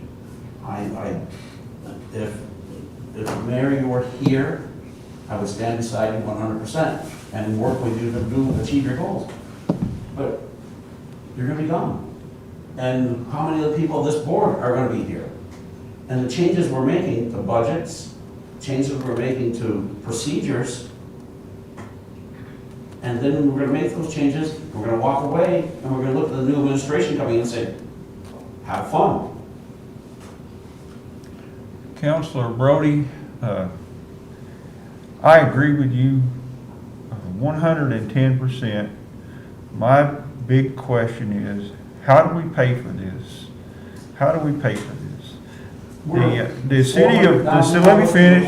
The city of Watertown charges their residents a tax rate of $8.22 per thousand.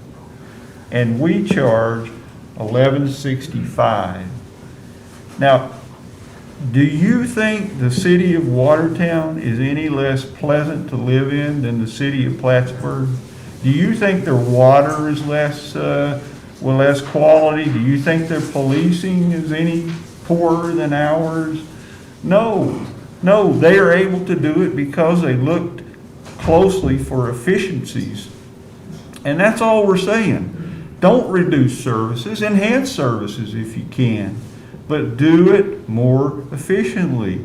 If we can get our tax rate down to $9.96, as we're proposing to do next year, we will be competitive with cities like Glens Falls. Do you think Glens Falls is any less pleasant place to live than Plattsburgh? I don't think Yes. so. I don't think so. I think they have a good quality of life. Have you ever visited any public parks in the city of Glens Falls, village of Glens Falls? Well, if you have, you'll know they're quite nice, just like our parks are quite nice. They don't have a crime rate any worse than ours. We don't have a crime rate any worse than theirs. We just are looking for efficiencies. What can we do to make Plattsburgh a very, very pleasant place to live, but also make it affordable? Now, last year, we were able to lower the tax rate by about 5%, from $12.20 to $11.65. And what did that do to property values in the city of Plattsburgh? Has anybody noticed property values going up in the last year? Yes they have. And I think we can take a little bit of credit for that by our lower tax rate. You know, all the data that I read says that a lower tax rate equates to higher property values. And we actually see that in taking place right here in our city. So I'm not opposed to what you're saying. I'm in favor of what you're saying, 100%. I hope we can do it all. But the question is, how do we pay for it? How do we make our city more affordable rather than more expensive? And those are the kinds of things we need to answer. Special service fees. Do away with property taxes 100%. I think everybody's agreed with you every time you brought that up, and we realize that there's certain hurdles for doing that quickly because it requires legislative approval in Albany, and the governor has flatly said he's not going to approve any special fees. But certainly, absolutely, we need to explore those. Well, yes, well, because that's one of the things that was distressing for me is that we missed the first hurdle. The first hurdle should have been out with the elections, and I wish I would have known that the ballots were prepared ahead of time. This is the first thing that I was told that we had to do was to poll the people in the community and see if they're in favor of having the taxes lowered by 20 to 30%. I mean, we've talked about it, but gee, I wish somebody would have mentioned to me, Steve, you got a deadline coming up on putting on the ballots. Now you have to wait a full year. By the way, even though I'm off the committee after this year because I volunteered, I will be here promoting special service fees. Because I think it's the true answer. It's just like Councilor Kelly says, it is a long-term solution. By cutting our budget 14% and giving it to another administration that's going to be coming in and saying, oh, by the way, your police department's cut and your community outsource service that's serving your people is out. That's where it comes back to listening to your people. Serving your people, giving them what they want, and not being the, I know how it's done, and this is the way it is, and this is best, and I know what's right. You're running a dictatorship otherwise. You're here to serve the people. You're here to be a voice for the people. At least that's what I perceive it to be. And you There's speak this for the thing we people. have every couple of years called elections. I don't know if you're familiar with them. But that's when the public, I've heard of it. that's when the public goes to the polls and decides who their representatives are going to be. And, you know, I've heard of it. yeah, Hey, I voted. very good. Witness, I voted. We were all elected, Forever pen. we were all elected officials. Forever pen. And they don't want to wash it down with bleach, antiseptic, so they give it to you. So it's yours forever.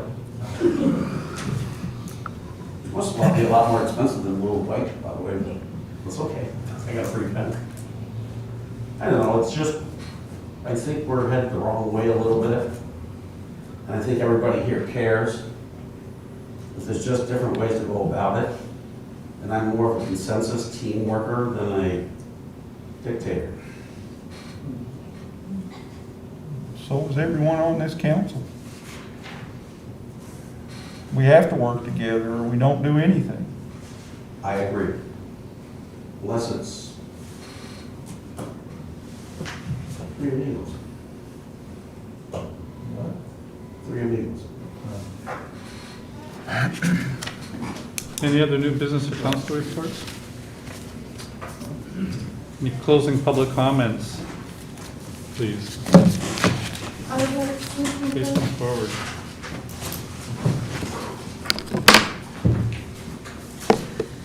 I want to talk about feeling safe where I live. And in conjunction with police safety, the governor of the state has put out Executive Order 203, where he's asking the police to look at what they do or what they can't do. And it's so paramount that people feel safe now.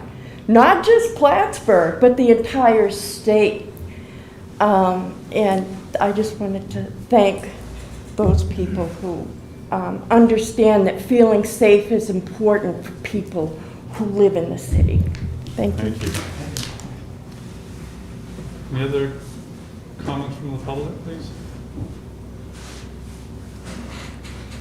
Seeing none, do we have a motion to adjourn?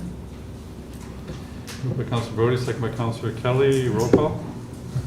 Counselor Kelly? Yes. Counselor Brody? Yes. Counselor McFarland? Yes. Counselor Moore? Yes. So we then begin our public hearing with regard to the budget for library then. And thank you for your excellent report that I think has been shared with everybody. Oh, good. I wanted to get that to you ahead of time. I also have a list of all the organizations in the community that we work with. I'll send that to Beth to send out to you as well. So I guess one statement is that I've been with the library for 7 years. Our allocation from the city has gone from $871,000 down to the proposed $672,686. You're aware that's over $200,000 that we've been able to absorb in different ways. So what we did this year that was noteworthy, despite the financial loss of, it was less than 2% of our budget, we did away with fines on all materials. We did away with fines on children's materials last year, and that we saw a 30% increase in circulation of children's materials. So we just felt that it was in the interest of the community members, the most disadvantaged economically and socially, are the ones that need the library the most. So that was what the board decided. We are continuing to work with lots of different volunteer organizations to provide a friendly, safe, and neutral place for their meetings and to support their missions. Granted, that's not happening now, but it is important, and I think people miss it. We went ahead and renegotiated an AFSCME contract last year. We were working at the same time as the city began their negotiations. After one quick meeting, at the next meeting, we made the decision that I'd rather spend the $10,000 investing back into my staff than paying an attorney. So we had a very quick negotiation. We did give them small increases, but we were done in one afternoon. And I think that's important.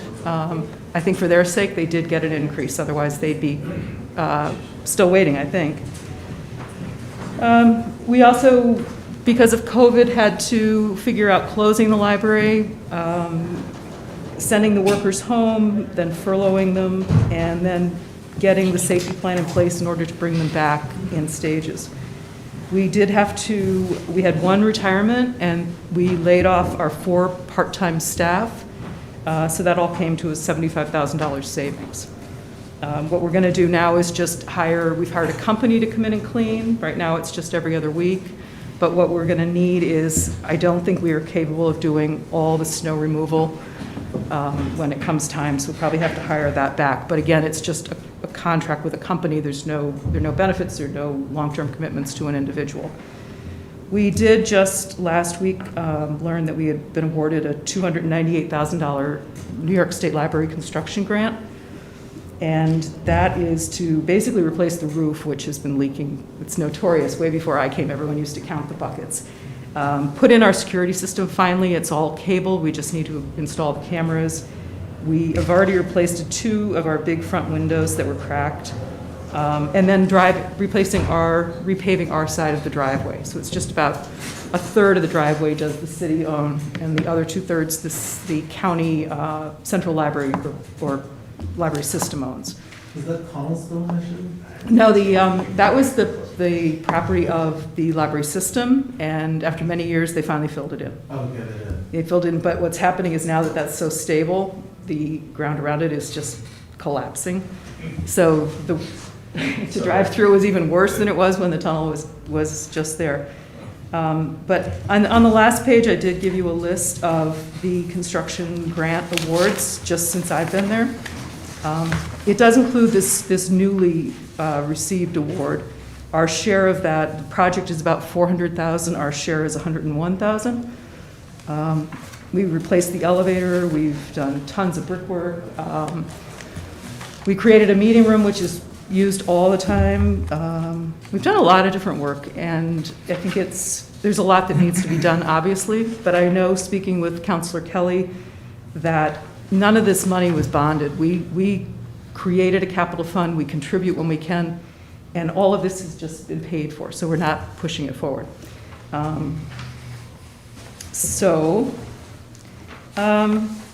The outcomes would be, of course, we want to grow our base.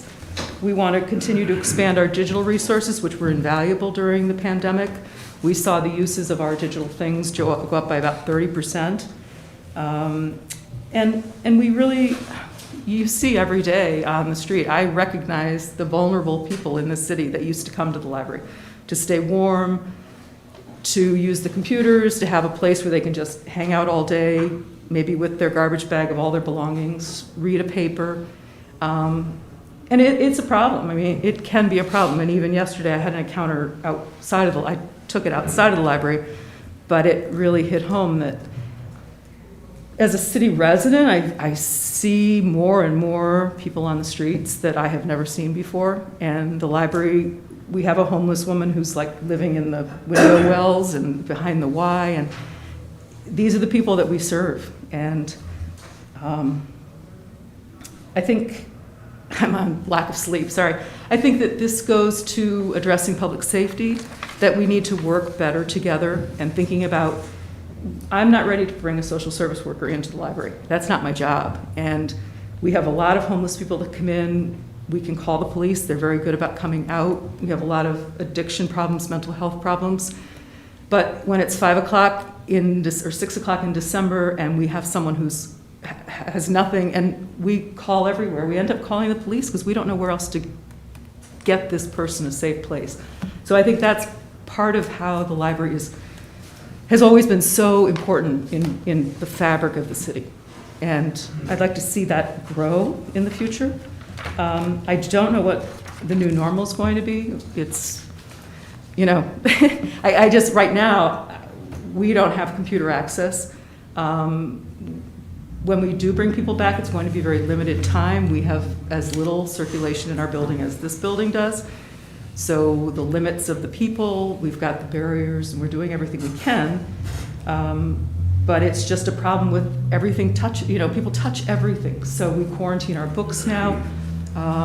We've done everything we can to do contactless delivery of materials.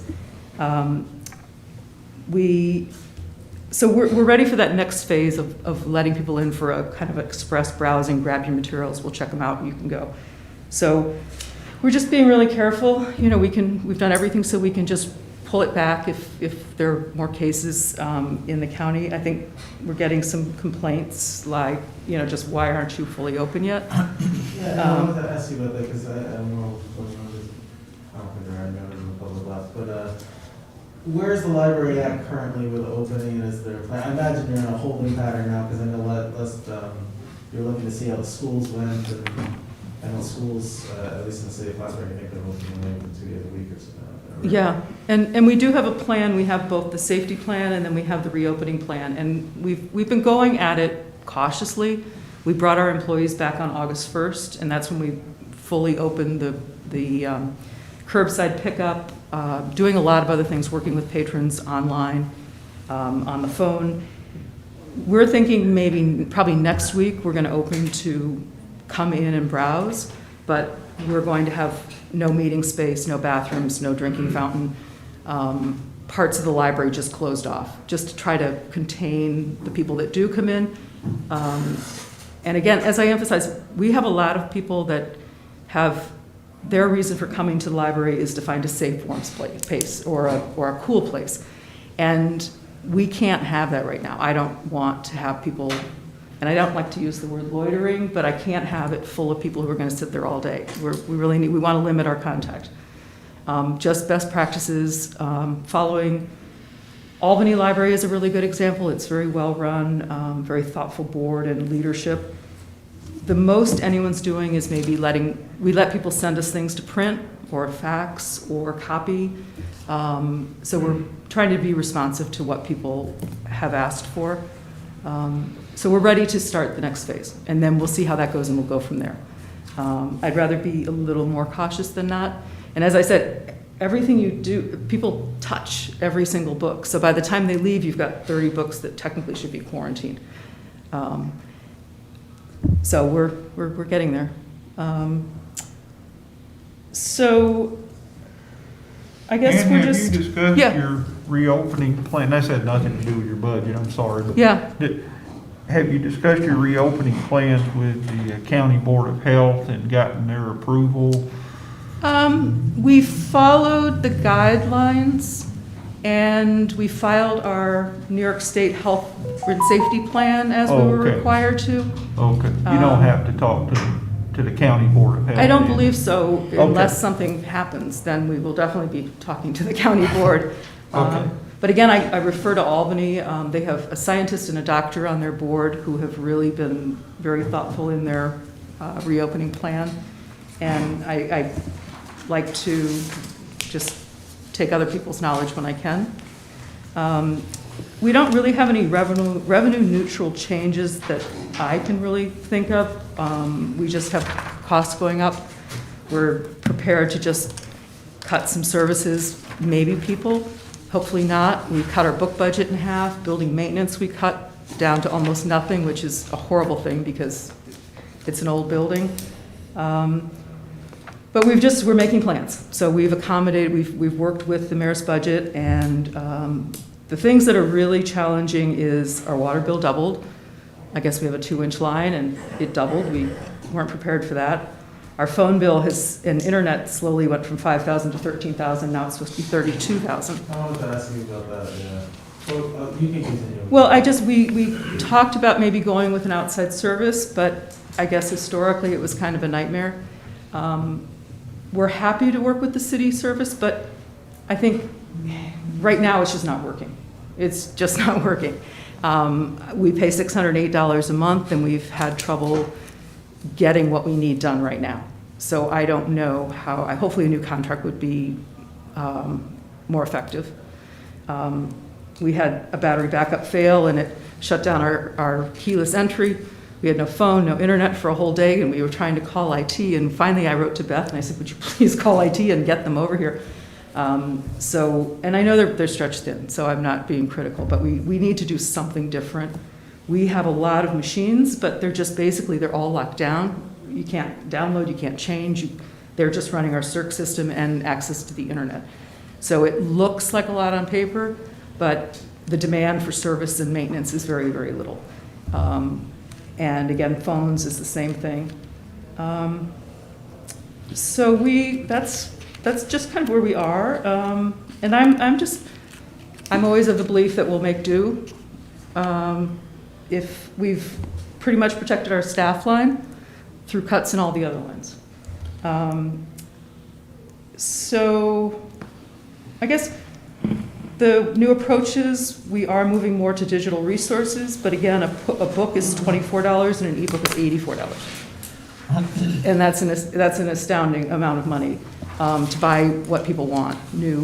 Say it one more time, please. A print book I can buy for $24, but an electronic book costs $84. You can run it out of one, you can run out an ebook like a bunch of times, right? Like- Right, but it's one use, just like a print Oh, book. it's one use, that's And fine. some of them you have either 1 year or 24 uses. You're basically renting that book, and then you lose access.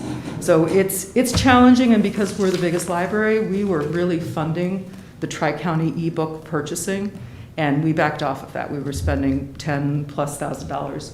But we weren't able to limit to just Plattsburgh people. So we've kind of backed off of that. I've got a question on your Yeah. allocation, and I don't know what happened really before my experience, but I believe the Common Council for the last 4 years has each year accepted your allocation request. Was there patterns in the past of the council cutting back on your allocation each year? No, and I will clarify my opening statement that it was $871,000 when I came, and Rich we don't need to go into the big story. There were issues at the library in 2012, they went over budget. The council relented and agreed to add $60,000 to that current allocation of $811,000 at that time. So that was an artificial increase to 871, but that was what I inherited, was 871. And then it went back to the 811, which we worked with, and that was a couple of years. And then it went from 811 down to the 751, where it's been for several years. And then this is going from the 751 down to the 672. Well, I guess my point is, though, that wasn't a council action that brought it down. It was your budget that you proposed. I don't think that the allocation the council's discussed, you've asked for one number and they said, no, we're not going to give you that. We're going to give you a lower number. We would always ask for the number we're receiving, and I know this year you asked for normal and austerity, and you found a balance in between the two. I don't think I changed your allocation, though, did I? It went Didn't I from accept the budget 751 that to you submitted to me? 672. Yeah, wasn't that the budget, your austerity budget you submitted to me? I also submitted just the standard, we're getting 751 and we like 751. That works for us. But with all respect to the city's finances, if safety is getting huge cuts, then of course we're going to go along. But it will impact what we do. And your state funding's taking a hit too. well, that's the problem. And aside from what they call maintenance of effort, where if our municipal funding drops more than 5% over 2 years, we lose 25% of our state funding, which is $99,000. Aside from that, because of COVID and the state decreasing funding, we have lost about $25,000 from our state funding. So coupled with the 75 from the city, we're down 100,000 for the year, for next year, looking forward. So currently you're down 100,000. Right. Will that work? I know we talked about it, so you think we could make it work, but fairly. But would that work if, let's say, COVID goes away? Would the library be able to open and function as allowing people in, like it was last year, with this budget? Well, we're stuck because we won't be doing anything new and innovative and increasing our services or outreach or anything like that. We will be cutting way back. I think part of it is just like building maintenance. You know, we spend $15,000 a year. We spend $60,000 a year with utilities and internet and all those things. And I think we've been very good stewards of that building. Right now we have the $101,000 match for that roofing fund. And, you know, if things got really dire, we don't have a designated capital fund, but we would, you know, maybe have to defer some of this much needed maintenance to the building in order to keep the operations. I guess I'm not really answering your question very directly, Patrick. I guess being a nonprofit for so long, some years you don't get all of the donations and the grants and everything else you want. We would like to be back to 751, of course. We could restore all of our pre-COVID services and yet make changes that would save us money. We would not bring back a full-time cleaner that had benefits and 30 years on the job. We wouldn't do that again. We'd take advantage of that. We had a retirement, we replaced with a brand new person, so that saves us quite a bit of money, as all the departments are talking about. I don't want to go I don't want to think that we can't return to normal, because we are going to have such huge challenges as it is going forward. I think populations at large are really suffering, and they're going to be turning to us even more.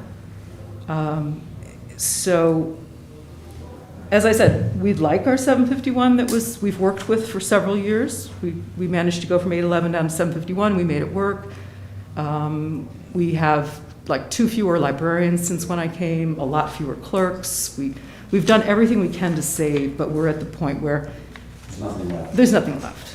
And in libraries, there never is. Well, let's talk about one question. Yeah, please. If I understood you correctly, between your regular budget and the austere budget, which you're presently under, if I did my math correctly, you're at 6.5% lower. Is that correct? I think it's more than, well, maybe I factored in the state money. It's the Well- difference of 751 to 672. I'm just trying to verify the amount of percentage, because you said if your city aid gets cut by 5%. Right. You lose $100,000 of. Well, we don't lose all of it. We lose 25% of 99,000. So 25%. So we lose like 25,000. For the sake of $5,000 more from the city, Right. your budget would be $25,000 more in the Last year, there's 2 years, but yeah. A 2-year basis. Yeah, so I'm just trying to verify. Oh, I see what you're saying. That we've looked at this over the years with Rich, and just what's the lowest number we can go without hitting that marker, and I think you're below that marker. we are I think definitely. that's a 9%. Is that right, Rich? I think it's- City funding's down 10.5% budget So- for next year versus Right. this year, So she's gonna lose an additional $25,000 because of that. because of that. And that's a result of us only saving, the reduction between the two budgets is less than $10,000, right? No, 75,000. So That's $79,000 reduction. right. And it's hard because we're getting hit by the state this year, irregardless of that 5%. Yeah, you're getting 25,000. We're going to lose 20. We've already lost 25,000. Going forward, next year probably will be 25,000. And I- It's similar to the city losing 20% of the AIM funding. Right, The right. library funds is going down the same way. Right. So And how the are we book doing funds- in, The municipalities cutting contributions to the library, so they put that sort of poison pill in. Yeah. How are we doing in having other users of the library across the county help pay for this, so it's not just on the city taxpayer? And that's an excellent point, and that's something that I think the library's been challenged by for many years, and we were poised, this board, we hired a consultant that came in. We were poised to go with a taxing district. The one option was a city school district, which is just taxing the same people. And that's really not, that same thing was just voted down in Messina. It was issues about the city would have to give the building to the library and the election, and for whatever reason, it was voted down easily. The goal is to have a regional library system and encompass Beacontown, Saranac, and Plattsburgh City School Districts, and create one big school district library. The governor won't sign that, just like the curb tax things. The governor has refused to sign that all these years, and that's our best hope going forward. And I would hope that would be a possibility in the next couple of years. And it may be because the governor changes his mind, it might be a new governor, it might be also because libraries are really suffering. And while we can get $300,000 in building construction funds, our operating funds are suffering. And so, and Mary, we've talked about that many times, about needing to become a district library and having our users support us equitably. It's about half and half though, city and non-city. And so I was just thinking today that, there's a threshold, what it costs to open a building, staff a building, and then how much more does it really cost us to provide services for that extra population outside of the city. And I try to keep that in mind as well.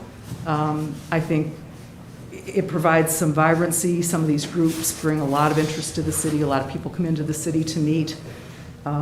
We've done a tremendous amount of good for NAMI. They have lots of groups there. So I believe we're doing a lot of the right things. We have managed our money very well. Rich will attest to that. Absolutely. You have We've- 85,000 in your capital reserve. Okay. Almost 100,000 you're talking about to supplement the city's match. Right, right, and that's what we've had to do in order to get these funds. We have to say, we have this money saved. So that's what we do. If we have any savings to be realized, we'll do that at the end of the year. So I guess I would say, I did put this in writing for you because I'm skipping all over. Is there any way that the county, given that they represent the broader county and that many of your users are from the county, that the county could chip in $50,000 or $100,000 a year? We've got 3 county legislators that represent the city. So Right. you'd think we'd be able to have some sort of fair cost sharing, although we've also tried that with all the other county assets that happen to be paid for by the city taxpayers, like the beach and like the Crate Center and like the rec complex, et cetera. But is there any avenues there? Well, in reading the historic documents, the city, the town used to chip in 10% of what the city paid. So they would say 75,000 to the city, 750. And they used to also help us pay for July 4th and Right. Mayor's Cup and Battle of Plattsburgh, because they all recognized that all their residents came to that. But all these other municipalities saying, we're not going to help pay for all those things we enjoy anymore. We're going to leave it to the city taxpayers to pay. Right. And it's a natural gravitational, people come to Plattsburgh. They just, even when I lived in Westport all those years, you come here to do things, you're shopping or even pick up a book. I mean, it's, I'm a librarian. I don't have all the urban planning experience, but we would of course be very, very grateful to have our allocation put back at the 751. And go ahead. When did the town stop doing their 10% contribution? I think this ties into the whole Falcon Seaboard and everything. I don't know. There was an agreement back then. They had a separate contract, I think, with the library that they pitched in that amount of money. Maybe it was separate.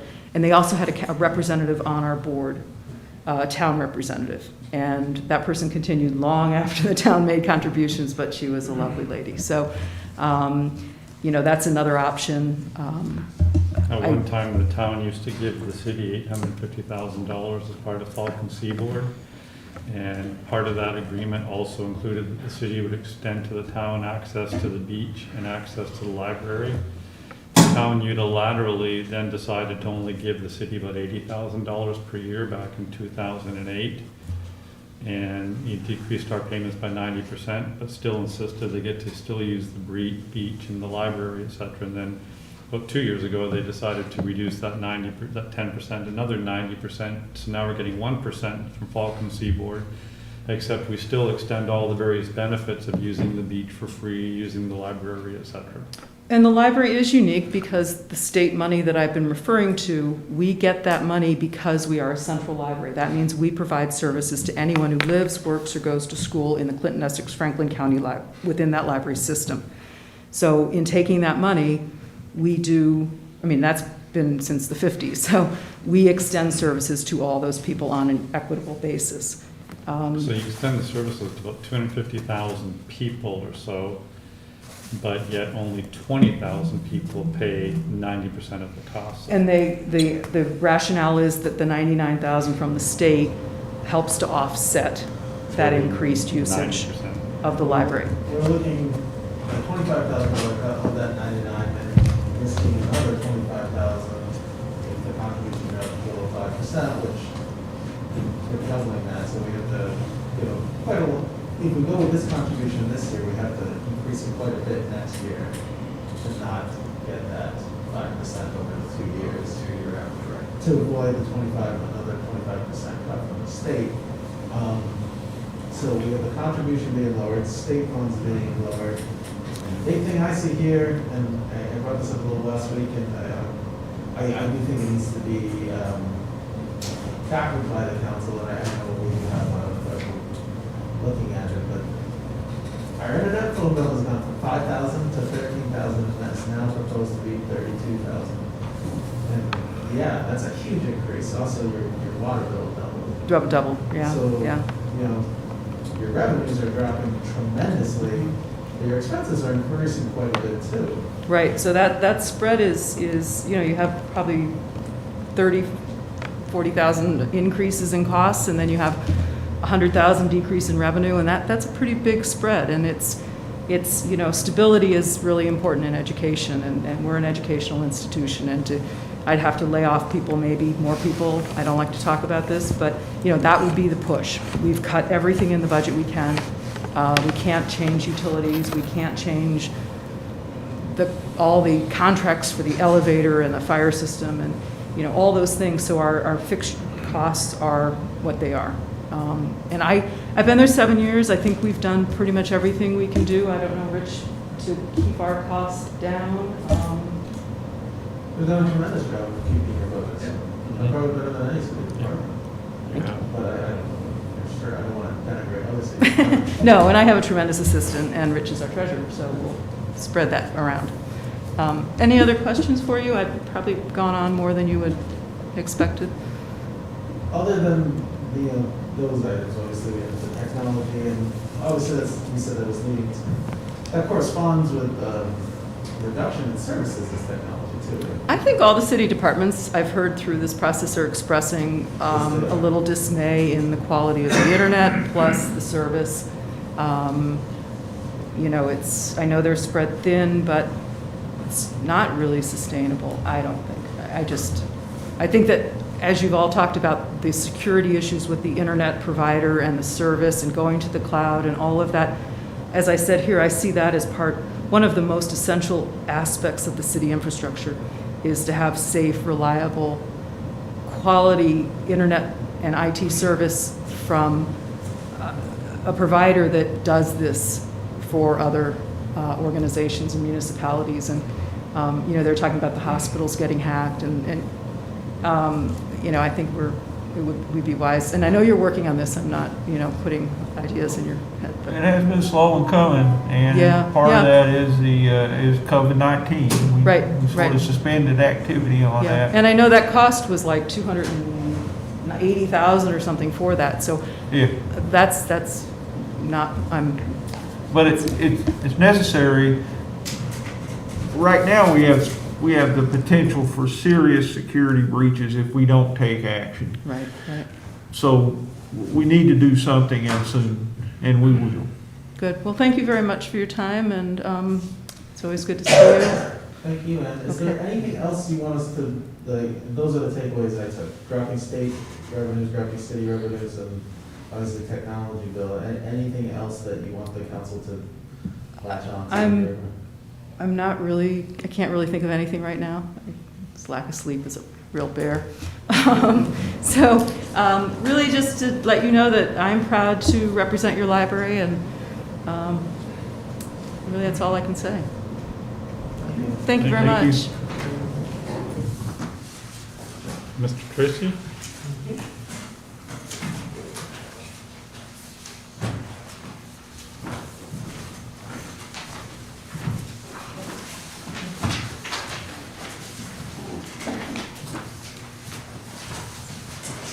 Thank you, Luna.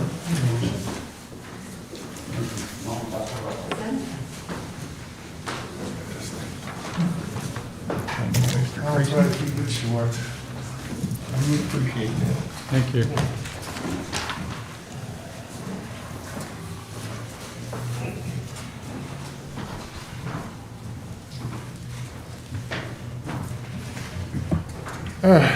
The MLD budget for 2020 successfully provided adequate funding to support the resources and personnel required to meet the requirements of our ratepayers and the Public Service Commission.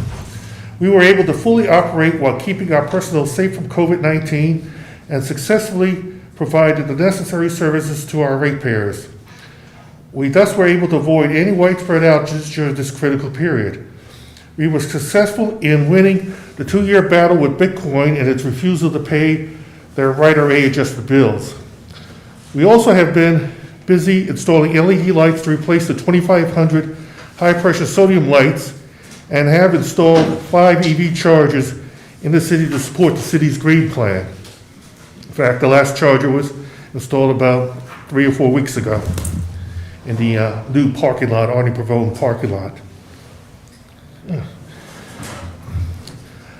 The last 2 years, electric power used by the city has been non-carbon renewable sources In other words, it's been green.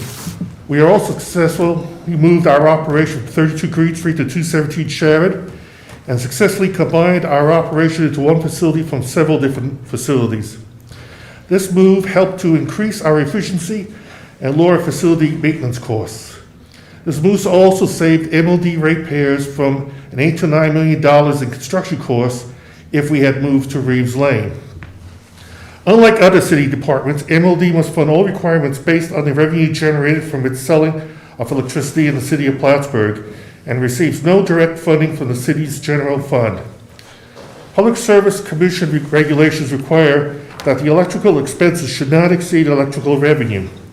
If this occurs, then MLD must adjust so that the utility ensures that adequate electrical services are provided to the ratepayers. However, due to our vast majority of our budget being must-pay items, such as taxes and so forth, if electrical services are impacted, then our rate case must be pursued through the Public Service Commission. That usually takes 1.5 years to 2 years going through that process. Based on... You don't anticipate one of those? No, it's been 12 years since I did the last one. And I don't see one for at least another year or two. I mean, we've been pretty frugal over the years, and we've kept our management to the minimum. We've actually are 10 positions lower than we were 10 years ago through consolidations and some other efficiencies. Based on the 2020 budget, our 2021 budget follows that the budget with minimal increases primarily in payroll, utility purchase expenses, and property tax. Additionally, we have budgeted decreases in our electricity to be purchased by approximately $1.1 million based on the projected weather reports for the coming winter. The winter of 2020 was extremely mild, and the winter of 2021 may be similar according to early NOAA reports. That's what I've heard. So what if that turns out not to be correct, and we have an extremely cold winter, and we have to go out and buy electricity through, I mean, I know now we have like RECs that set up the renewable, how could that affect the budget? It won't really affect the budget. Okay. Because if we have to buy additional power, that's why we have in our billing the purchase power adjustment charge, Yeah. which is based on the actual electric bill. So if we have to buy additional electricity, we have a calculation that the PSC gives us that we must do every month, and we have to submit it 3 work days prior to the end of the month for them to review. And we tax that and put that against the kilowatt hours for every customer in the city. Because our rates, as they were based, since they were based 12 years ago, obviously electricity has gone up a bit.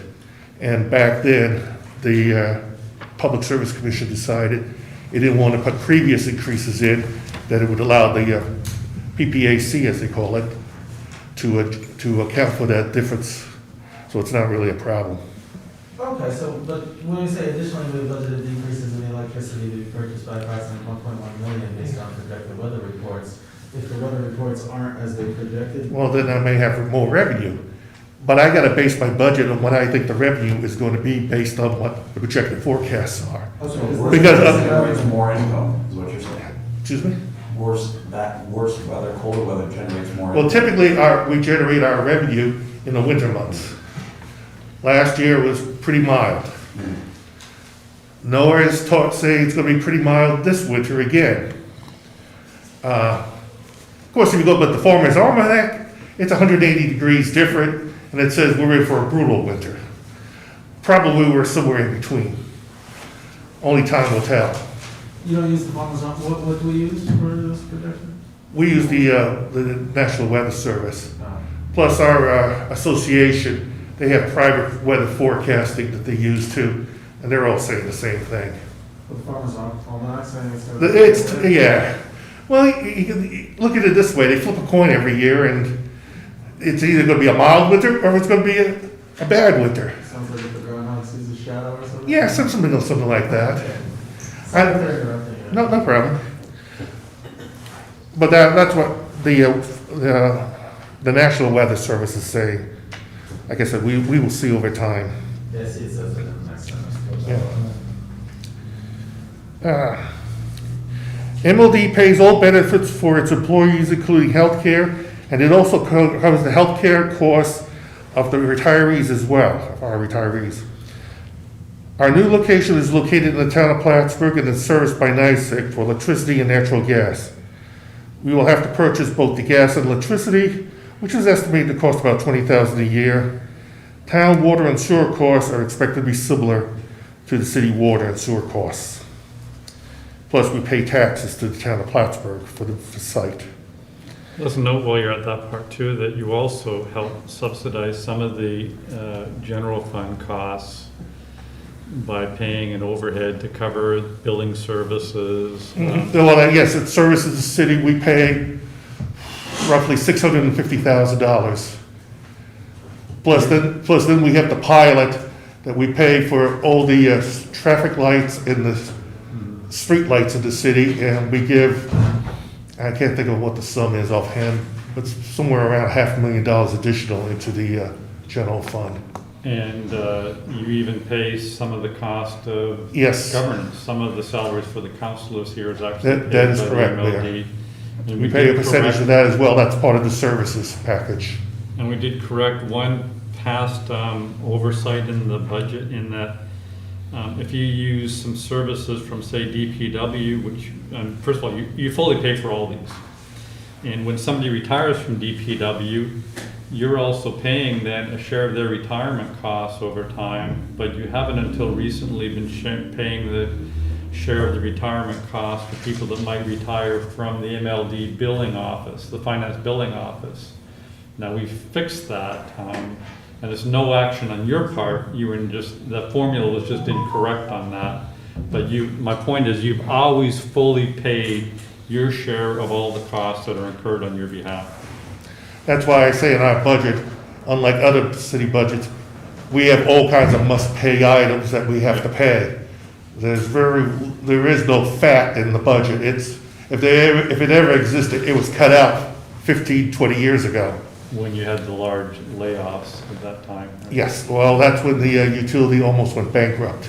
Yeah, so I just want the councils to understand that there's no free ride, that they do also pay into the general fund for the various general fund services that they benefit from, like HR or accounting or your salaries, etc.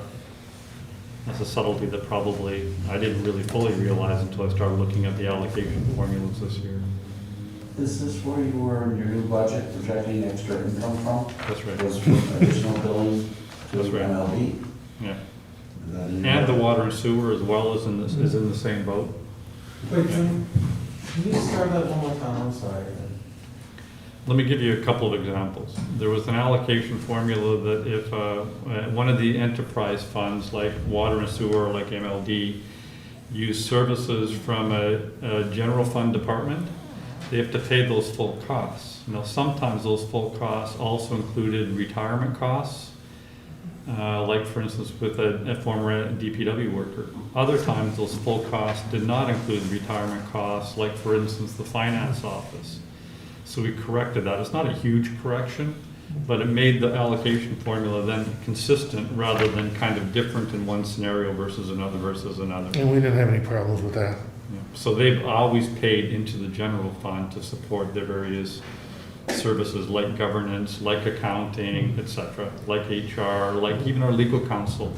We rely on some of our legal counsel for some of the things, the transactions you may do, and they are paying those costs, just to let everybody know. Yeah, this is kind of what I was asking about, because in your budget narrative, there was some mention of this. Right, we weren't doing it consistently before, and now we are. So what's the change that's happening? Well, it meant a slight transfer, maybe about $50,000 or so from their budget in the general fund for things that we were missing before. We were properly allocating sometimes, but not other times. So it's not a huge difference, but it corrects some errors that have been done in the past. We've already been paying a large sum to the They general already fund were, over that's the right. years. Unlike other departments, we actually pay into the general fund. We don't really derive any money directly from the general fund unless, for example, cutting trees or stuff like that, where we have to cut city trees. we back bill for that. So is that the increase of like the 590,000 in the interfund transfer in the budget? No, that's the amount that is usually, that has been around that target area. The mayor's just asked that he added additional funding in there. So what's the increase in? Mayor just said approximately 50,000. 50,000. Yeah. To make it We've been paying for all kinds of different, we pay part of your salaries, like the mayor said. We pay for the building inspector's office, we pay a portion in there. When we had the city engineer, we paid a portion in there. We pay a portion, 43% of the cost of the billing office. In finance, we pay for that. We pay for the finance portion, especially they do the sign people up for the electrical.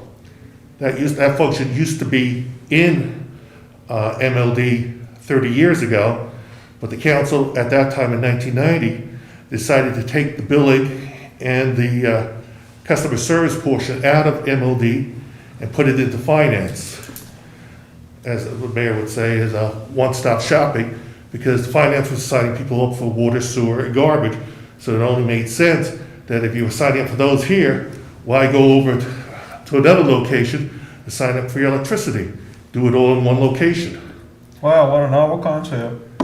And the way this, when you go through the budget, you'll see, for instance, for, that's in my department, you'll see the various costs of running our department and our salaries, et cetera. What you don't see in our department is our, I don't take healthcare costs, but the healthcare expenses for our department. They're on some other part of the budget. Where they really need to belong is in the departments, because if you didn't have that department worker on healthcare, you wouldn't have that cost somewhere else. So Now you see that in our budget, because so theirs is right. Yeah, we they've got it properly. pay for Is this the healthcare. OPEB? Is this the OPEB thing? Pardon me? OPEB? Yeah, that's right. OPEB is We paid for another part of the budget. pay the too. healthcare for our current employees. We also pay for the MLD retired employees. So And that's that what doesn't come out of the needs to general be fund, done. that comes from us, from me. Okay, is that 20 years or 30 years with you? The retirement? It's the same as all city employees. Well, it's not the same as public safety employees. That's 20 years. Yeah, that's 25 different. years. But, yeah, I mean, the MLD has the same civil service rules as everybody, but with except maybe fire, I think, is also different. Well, fire and police used to be 20, then they moved up to 25 for the new tier. Yeah. But you're whatever the state and city municipality. Yeah, it's the same for like DPW and us. So you agree that this 50,000 increase to rate payers is It's not to ratepayers, it's built into our budget, so. MOD payroll will increase slightly due to the 2019 city union contract agreement. Annual pay raises are based on the annual consumer price index, CPI, which is published in January for the previous year. Therefore, the MOD employee increase can be anywhere from 0 to the upper limit of 1.5%. For budgeting reasons, the worst case 1.5% was used. MOD will be losing 5 linemen and 1 line helper between the years 2021 and 2024, in addition to a line supervisor that suddenly retired this year. MOD will need to hire more lineman helpers to keep the utility functioning. I keep losing my glasses here with this thing. So we put 4 into, not the academy, but into training, correct? Yeah, I'm not trying to get next here. It takes 4 years to train a lineman helper, both in schooling and 7,000 hours of field work to become a lineman. MLD will need to start hiring process now so we can do not have a shortfall of qualified personnel in the future. The succession plan is to hire 2 line helpers each year for the next 3 years starting in 2020. We hired 2 line helpers this year, and they're in the process of completing the first year of their 4-year program. We plan to conduct the interview process in December with 2 more candidates, and the individuals will not be hired until the budget is passed, which at this time I thought was going to be in January, but apparently it's going to be sooner. This would allow MOD to get them scheduled for their first year of lineman training, which starts beginning of April, as well as get them equipped with the proper equipment and clothing that they will need to attend the school. MLD wishes to promote a city lineman from within to fill the line supervisor's position. The 2021 budget includes the cost of payroll and training for the new line helpers, as well as the line supervisor's position. If we do not hire these line helpers and train them, MLD will have difficulty in providing adequate electrical service with the loss of so many linemen in the future. So we're slowly working to that, and the mayor's budget includes that. Our goals for 2021 are as follows: ensure stable, safe, and reliable green energy for MLD customers. Continue our preventive maintenance program and minimize and correct unscheduled outages. Continue voltage conversion of the West End. Second will be continue to maintain low electric rates in the city. Spend money wisely through careful purchases. Staff the company to the appropriate levels and maintain a succession plan. This requires the hiring of 2 line helpers to start their 4-year training and to replace retiring linemen, and promoting a line supervisor from within the organization to maintain proper supervision and safety of the crews. That's what makes that position key. 3, support the DRI initiative in helping to revitalize the downtown area. Provide electrical service to this new construction. Upgrade electrical infrastructure as required to support the city goals in the annexation project on Reeves Lane. In conclusions, the City Council approval of the MLD budget as described in the mayor's budget will ensure adequate resources and personnel to provide the necessary electric services to our ratepayers. It will continue moving things along, such as hiring and training line helpers to replace the retiring linemen, which is our succession plan, and promote from within for a new line supervisor. Additionally, it will help keep Plattsburgh electric rates low and help entice large businesses to relocate to the city of Plattsburgh. And I'm As you talking know, up here. Nice report, Bill. It was. Very nice. Thank you. And I've really had to delve deeply into trying to understand the budget this year to create it, and so I went very deeply through your budget. And you've got a very talented person in your budget office, Kelly Kluge, that really knows her stuff. Your budget is well prepared. You and I sometimes have some difficult discussions on looking for innovations, but they always work out very well, and the MLD is always very willing to try new things and develop succession planning, and I hope that my office has been equally sensitive to your needs as well, but I Yes, sure sir, you have been. appreciate you working with me on these. I have no complaints. So your budget works for you? It works for me. You need your 6 linemen over the next 3 years, but Well, we got 2 this year we were trading. We need to hire 2 more for, 2 more to build them up. And we need to hire, right now, the civil service allows us to temporary promote the senior lineman to the position of line supervisor. We're the only outfit in civil service of this area that's allowed to do that because of the safety concern. And they allow us to do that, and it's done on a daily basis. But eventually, we would like to go through the formal process of promoting somebody permanently into that position. I mean, we're already paying them the salary when we temporarily promote them up. So it's not going to cost me any more from that standpoint.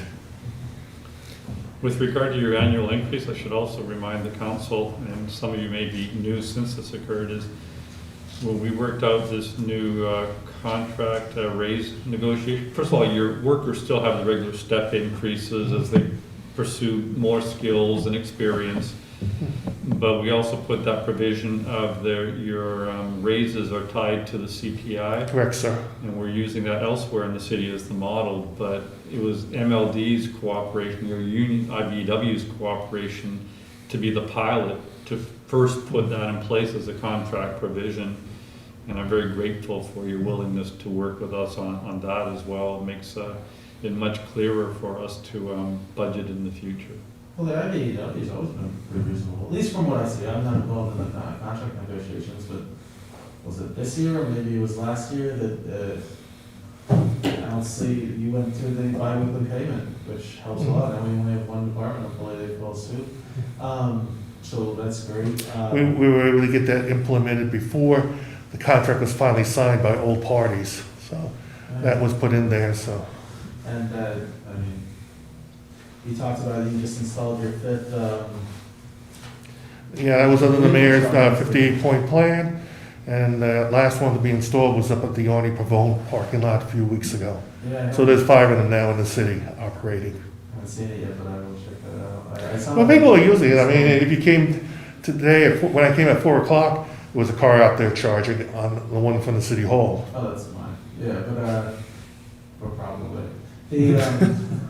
They're using taxpayer money to charge the car. Exactly.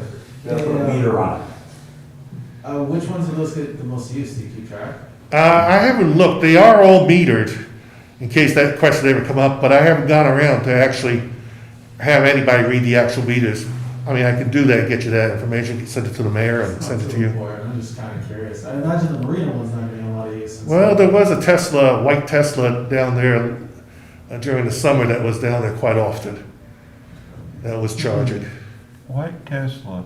Yeah, I don't know who that would be. And, so Well, you don't have a white Tesla, do you? there's like 4 in the city. Councilor McFarland. No, it was one of my crews met the individual, and it was a woman that was driving it. Unless that was your wife, or your girlfriend if you want on the side. Of course, we're on film here. Now, are there any things like in the budget that like I remember last year we asked Supervisor Brody, is it for a wish list of things that you couldn't quite get if you could have, but are there any things? That you Not really. I mean, I've got everything in there that I need to have in there in order to keep the service going, keep the Public Service Commission happy, and get the job done. And keep rates low still. And keep rates low, that's the key. That is so refreshing, Bill, because we've heard so many department heads say, we don't know how we're gonna do it next year. And you're saying, we're gonna do it next year, regardless. Well, this year, for example, normally December, January, February, because of the electric heat, that's when we generate the bulk of our revenue for the year. Right. It did not happen this year because of the mild winters Right. through those months. So the budget we had set out, I had to go back in and cut what I could cut. I mean, one of the savings places is I had to buy less electricity. So that's a savings there. But I had to cut a few other things here and there to keep us in line. And I'm required by law to do that. So that, I mean, that's the difference between my budget and other departments' budget, that I have a regulator that keeps an eye on me, literally, and I have state law that I must comply with, and we have to notify them every year what we did financially that year, and they look at everything. But you're still a good steward. You do a great job. He does. That's a lot of money. And he also does succession planning very well too, has an idea of when somebody's leaving, so we can bank on that savings between the higher senior person leaving and putting somebody in the equivalent of their academy. I mean, some departments do a really good job of succession planning and allow us to book savings, and others don't want to work with us on succession planning. And the line helpers, their salary is based on each year that they go trading, so it starts out really low, but it works up each year till they get to the 4th year, which when they get, hopefully, to be a lineman. So they start out low, they don't get lineman's wage right off the bat, they get a lot lower wage, but it increases in steps. Incentive. Yeah. 2 questions. One, your new location, you gotta pay property taxes now. Yes. How much did it hit you I believe it was between 5,000 and 10,000. per year? Yeah. He's gonna pay for electricity too. Yeah, I can't discuss that here with that. I was wondering, now you're right down Sharon Avenue. Mm-hmm. The other side of the street is the city. I can't discuss that issue with this situation being live. We're discussing a legal matter. Yes. Okay. All right. But you stated the fact, the other side of the street is the city. If you want, Counselor, I can tell you out in the hallway what's going on, but I don't want to do it here. All right. Bill, the only other question I have at least, was the library director was in here, you were sitting there, and one of her issues is the increased cost of, IT. Well, we've heard that from a lot of departments. Is that affecting MLD at all? No, it's not. Okay. And that wasn't actually something that, as an innovation in my budget, those calculations come from the Chamberlain. He imposed those taxes. We're hoping that under a new IT system that we can become more efficient and maybe save for everybody or do it in a different way. But just don't want you to think that I've been putting higher amounts in for the budgets for these various entities. Those weren't calculated by me. No, Most likely, the upfront costs would be greater, but as time goes by, those costs should reduce. Right, we hope so. Expect so. And services hopefully will Remain the same or improve. Oh, they'll have to improve because, as you know, we've been having some Oh, problems. yes, they're compared to the current provider, yeah. Well, so Bill, I do have one more question. Sorry, I said it was my last. So you kind of addressed this earlier, but I'm still, I had a question, because I was looking at the budget, I forgot to bring the budget, but there's an interfund transfer of like 590,000. What is that? That's for city services. Is that the same thing we were talking about? No, Right, that's the- yeah, Yeah, that's the same. Same We have several. We have the city services, we have the pilot, which includes, we pay for the traffic lights and the street lights. That's all part of that package. We also pay for the maintenance of all that stuff too. The city doesn't pay for that, which a lot of cities do pay for. But and the city of Plattsburgh does not pay for any of that. That's covered by my company. And we you covers it. pay to help subsidize some improvements, like you're paying for the subsidies to reduce heating costs for this building. Correct. But that's We do. something out of a separate IIEP fund that's part of a small tax on ratepayers that's That's set what- at the state level, I believe. That's why that one question you had, one project that wasn't funded, which is the Windows project, I'm not designing that or involved. I only write a check for $250,000 worth of that cost.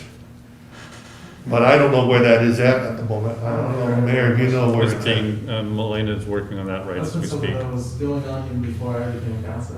Yeah. Well, there's two pots of money as far as I know. There's 250 from us and then there's 300,000 from Senator Little. Right. And I think it's gonna be wrapped up in February or March, from what I understand. $550,000 for Windows. Well, because this is a historical building, that's probably part of the problem with the cost being So we that. need to get those windows that are thinner on the top and thicker on the bottom. Well, unless you can get those past SHPO. My experience with SHPO is they want everything historically correct. They don't care about the cost. Of course, they're not paying for any of it, so. What's SHPO? State Historical Preservation Office. I had dealings with them when I was working on the air base. Any other questions on the budget? No, I didn't motion to adjourn if this was an actual meeting. He wants to go home. Thank you very much. Excellent presentation.